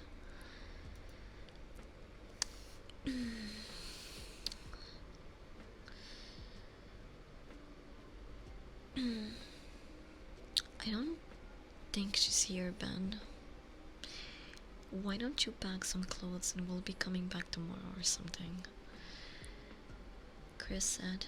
I nodded and went into our bedroom and shoved some clothes into the duffel bag. When I checked inside our closet, I came across the source of the smell and I gagged. Chris took one look and lost all the color in his face. He had to go stand by the stairs to get away from the sight and the smell.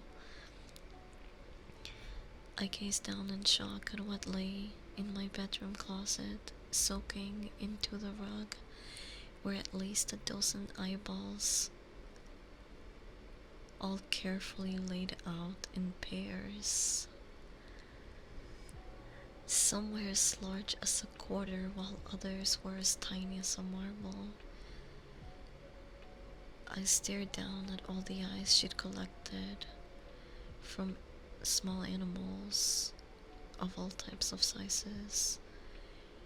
I wonder how she'd gotten to them. The thought of it made me shudder. What the fuck is going on here? Dad, I thought he was gonna find his dead wife in the closet. I thought that maybe the wife started peeking at him because she was a spirit. And her dead body was in the house somewhere. But that's not what happened. What the fuck is going on with this story? It just keeps taking random loopholes. Hi Gabby, don't apologize, it's okay. I hope you have a good rest of your week, whether you stop by to check on your dog or not.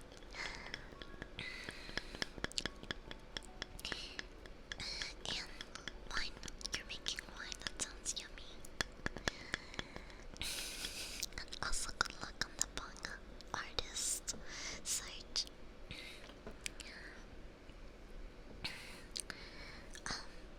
Okay, we're gonna continue because this story is getting really interesting.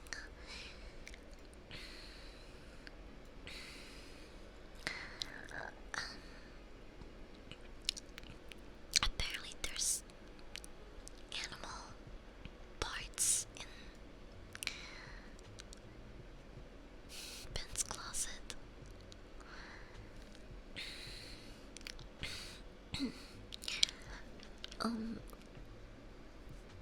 Ben, I think I should go.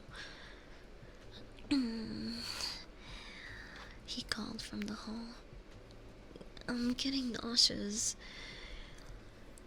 Alright, I grabbed my duffel and shut the closet door on my new nightmare. I stepped out into the hall and took a deep breath of air. I could taste the rot on my tongue and I couldn't help but to gag.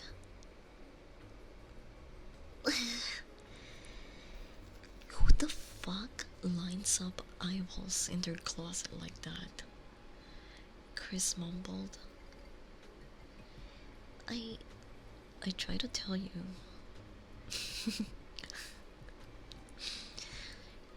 I try to tell you she needs help, I said. She doesn't need help, Ben. She needs a fucking exorcist. He said, are you coming or what? I can't stand the smell. And his eyes died in his throat and his eyes grew wide from fear. I didn't ask him why. I could feel it. Someone was watching me, and I didn't think it was the eyes in the closet. I turned around, my eyes slowly scanning the bedroom. Christ, he whispered, as I finally saw what we'd missed. Under the bed, curled on her side, watching us with the excitement of a kid on Christmas morning, was my wife. She held her hands together just under her chin, and they were shaking eagerly now that she knew she'd been found. I could hear the quiet noises she was making, a sort of hiccuping sound in her throat. Like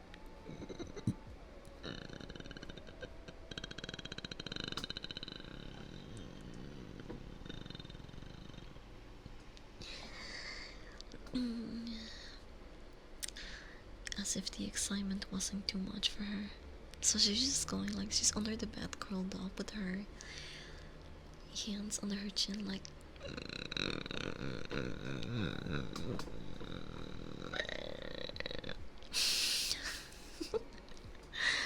Sorry, I know this is supposed to be scary.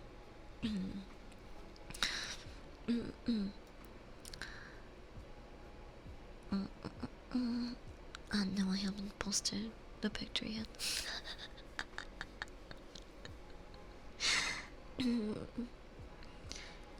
But it's okay, because you haven't checked the Discord either. I'm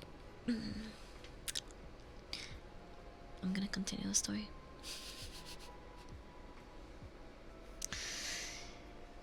It was unnerving, to say the least. Wide eyes, with that same huge smile.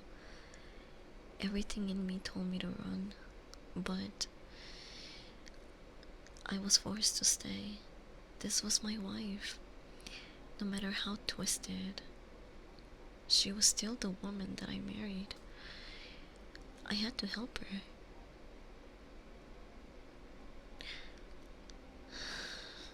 Lynn, I said softly. She didn't respond, but her head bobbed back and forth in two quick two quick little movements. Wait, I feel like I'm not fully.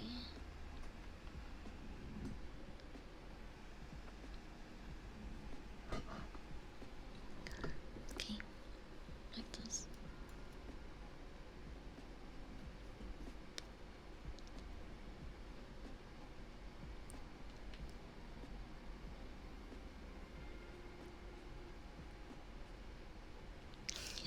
It's hard to see the angles when I have this huge hoodie on me.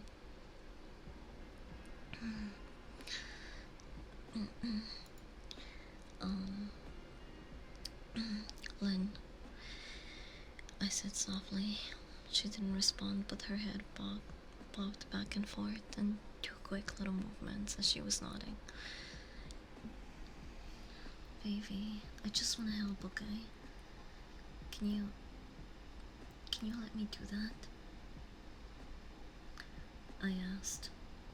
I had taken a single step forward, approaching her like some kind of dangerous animal.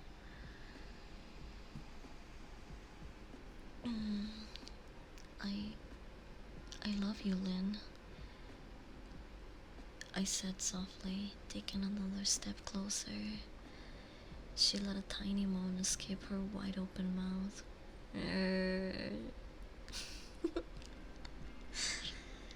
And I had to resist the urge to run. Her shoulders were starting to quiver, and her eyes grew as large as saucers. I crouched down so I could see her better, and I immediately saw the blood. Her hands were covered in it. They trembled more the closer I got, as she was barely able to contain herself. Lynn, are you hurt?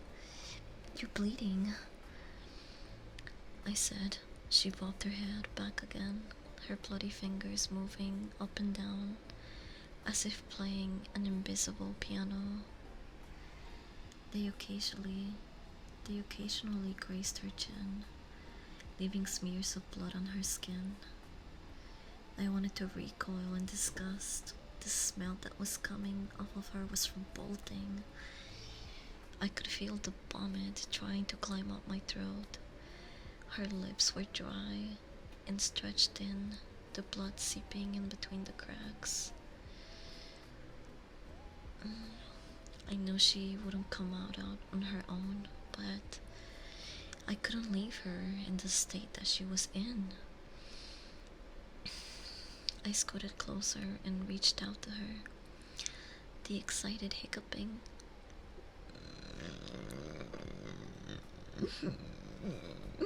got louder in her hands.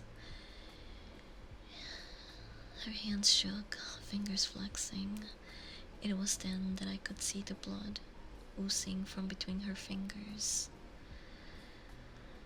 Ah, my God, Lynn, you're bleeding, I said, and I instinctively reached out to take her hand. Before I could even touch her, her hand sprang out towards me. A sharp pain shot through my arm, and I fell back on my ass. My arm burned, and I could see the blood dripping down onto the carpet. I looked back at her in shock and saw her grinning madly, her fingers clutching a large shard of the glass. I need a burp.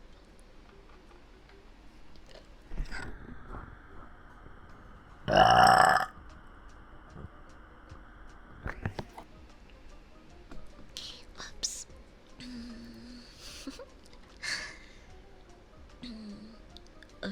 Are you alright there? Chris asked from behind me. I turned my head slightly and nodded to him, cradling my arm to my chest. When I turned back to face Lynn, I saw that the focus had shifted. She wasn't looking at me anymore, and she wasn't smiling anymore either.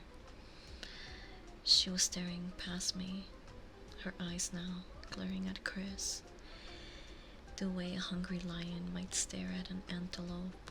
Her mouth was hanging open, but it was twisted into a snarl. Hi, Sander. Welcome. We're telling spooky stories, scary stories.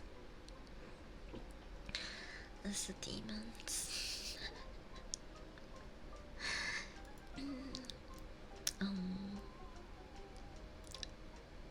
We're actually really near the end of the story, so I'm interested to see how it's going to end.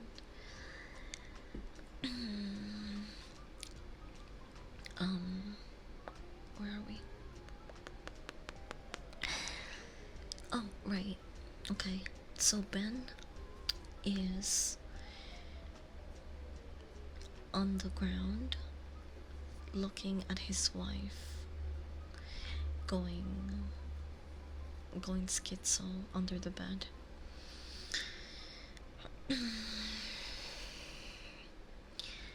And Chris just asked Ben if he's alright, because it looks like Lynn just tried to stab him with a shard of glass.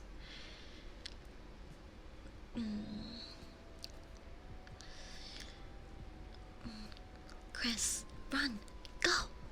I yelled. He must have been too afraid to move, because a second later I felt my back bump into him. He was still standing atop of the stairs, staring at the horror that was my wife. Lynn had crawled completely out from under the bed and stood in the bedroom doorway, her face twisted in rage. Her whole body was visibly tense.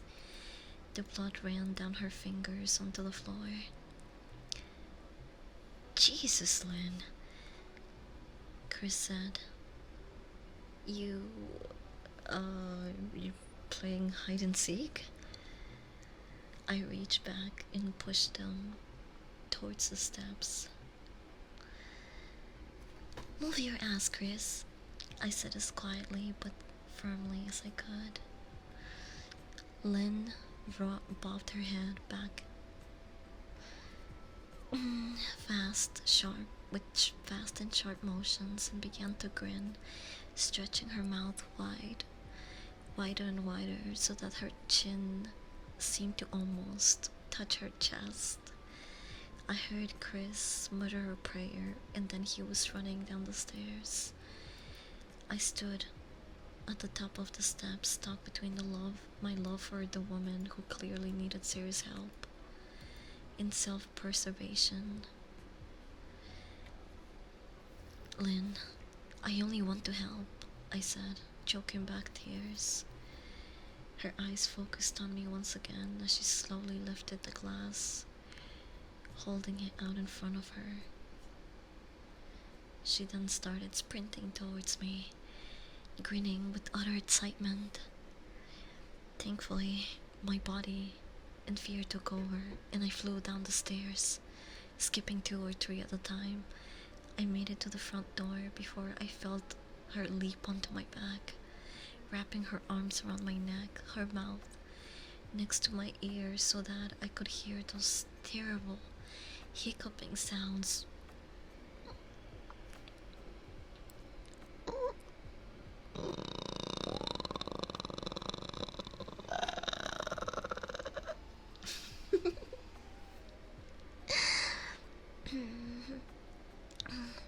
This is gonna kill my throat.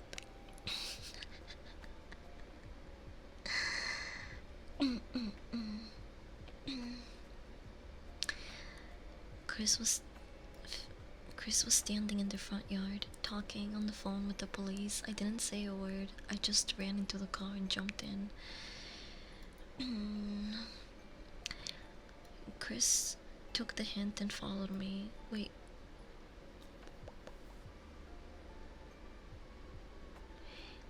Oh, wait, I skipped the part where she's making the noises. So she's going.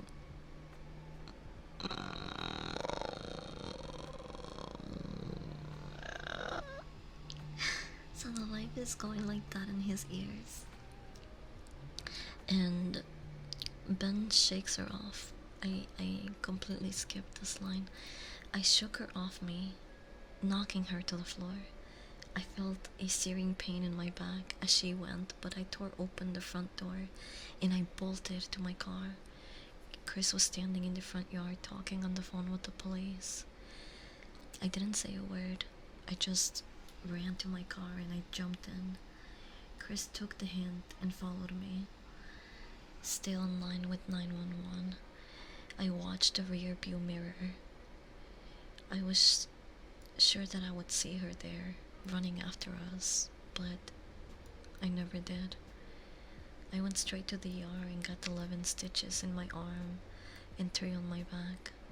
The police asked a lot of questions and went back to the house to do a search, but of course, Lynn wasn't there. They advised me to stay away with a friend or relative for a while while they filed a restraining order. But even doing that wouldn't matter. Somehow, I just knew.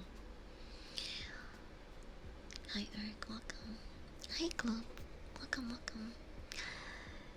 We are telling scary stories. I dropped Chris off at home and went to the motel an hour away. I wanted to put as much distance between me and Lynn as I could. This is where I've been for the last 4 hours. I thought maybe the police would find her, that maybe they would get her the help that she desperately needs. But now, I don't think so. Because now, just 30 minutes ago, I got a text from an unknown number, just 3 words. I found you.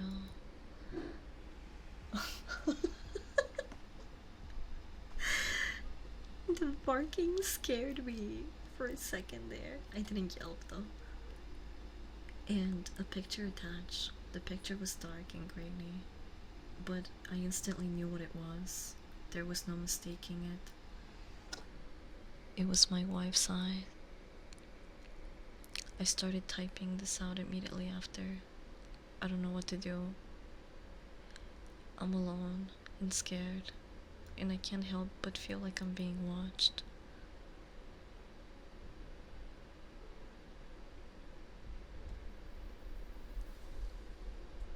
Jeez. The, the story ended like that.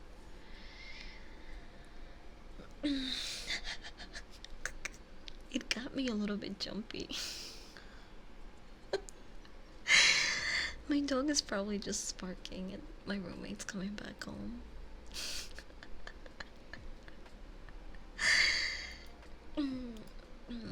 That was a really interesting read. I enjoyed it. It was very detailed and it took turns that I didn't expect. I was honestly hoping that the wife either needed to be was gonna be exercised, like, or um or that she was going to be dead all along and she's going to be stuffed in the closet, and that's where the odor was coming from. Yeah, that was intense. It blew the other stories out of the water. It really did. I tried to do more research on these, and I have a couple more that I really want to read with you guys. So I'll try to not close these tabs and keep them around for next time. But we're gonna take a hit and get mentally prepared to say goodbye.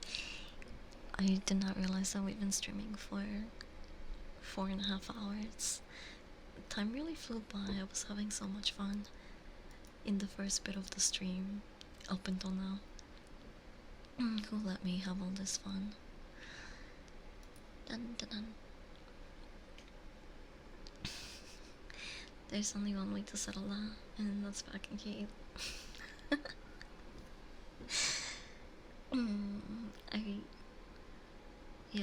I didn't know what I was expecting, like halfway there.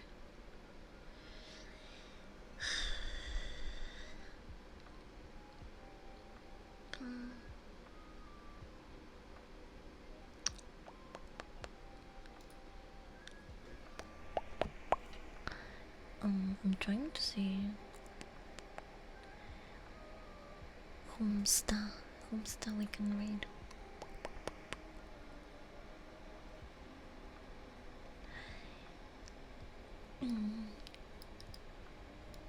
I find Pretty Lady with Cozy Vibes if none of my mutuals are streaming usually, because who doesn't like comfy anime ladies?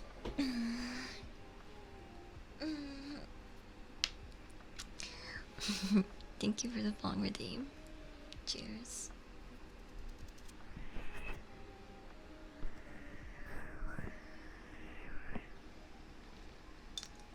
It's nice to get a chance to Chelsea. Yeah, even though I couldn't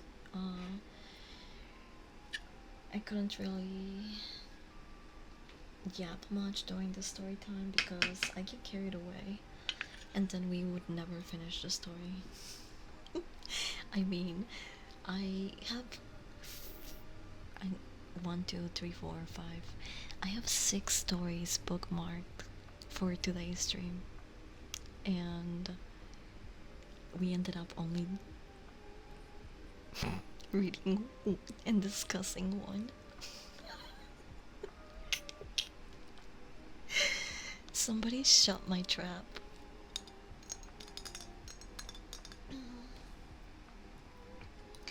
Okay, last hit. Cheers.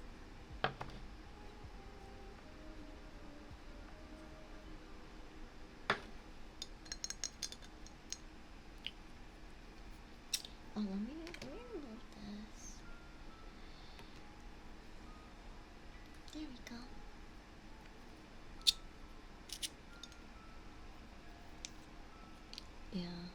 didn't realize we were here this long either.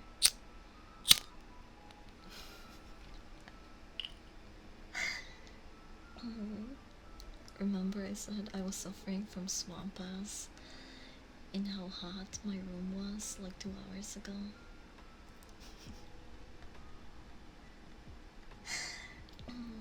Well, yeah, that hasn't changed. Cheers. I'll smoke to that.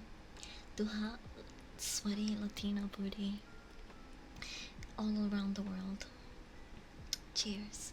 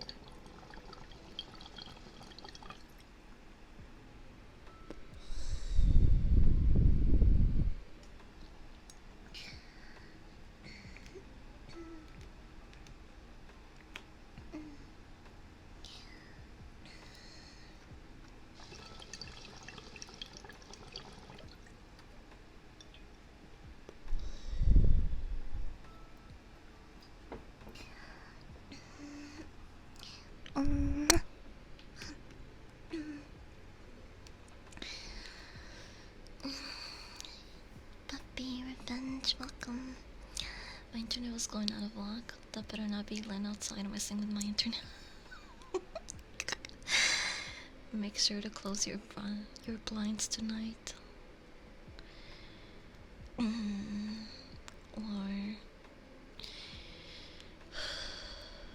you might see her birding down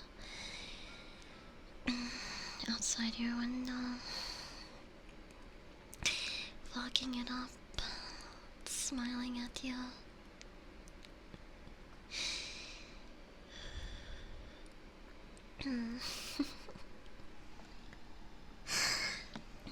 Thanks for hanging out with me today.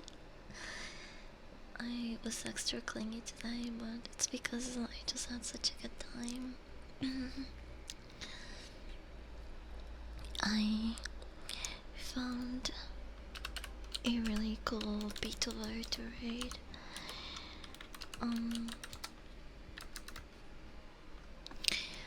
Usually, usually I'll raid, like I prioritize my mutuals or PKs, but I don't think anyone that I like that is really streaming. So,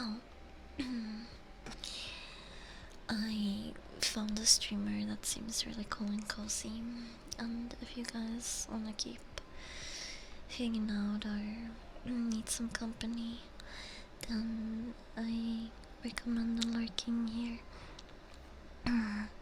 I will probably be lurking there while I get some food. Thank you guys for hanging out with me today. I had so much fun. Hi, Dude Bob.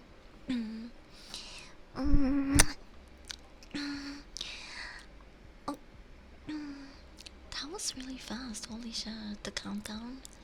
Yeah, we're saying bye technically. We've been here for almost 5 hours. And I had so much fun, but I gotta go get something to eat and call it a night. Or maybe I'll go to the gym, but it's kind of late. I meant to stream 2 hours, and I was just having such a good time. It ended up being 4.5 hours. Anyway, bye, Stinkies. Have a good rest of your wet day. Love you. Thank you for the raid message, Rose.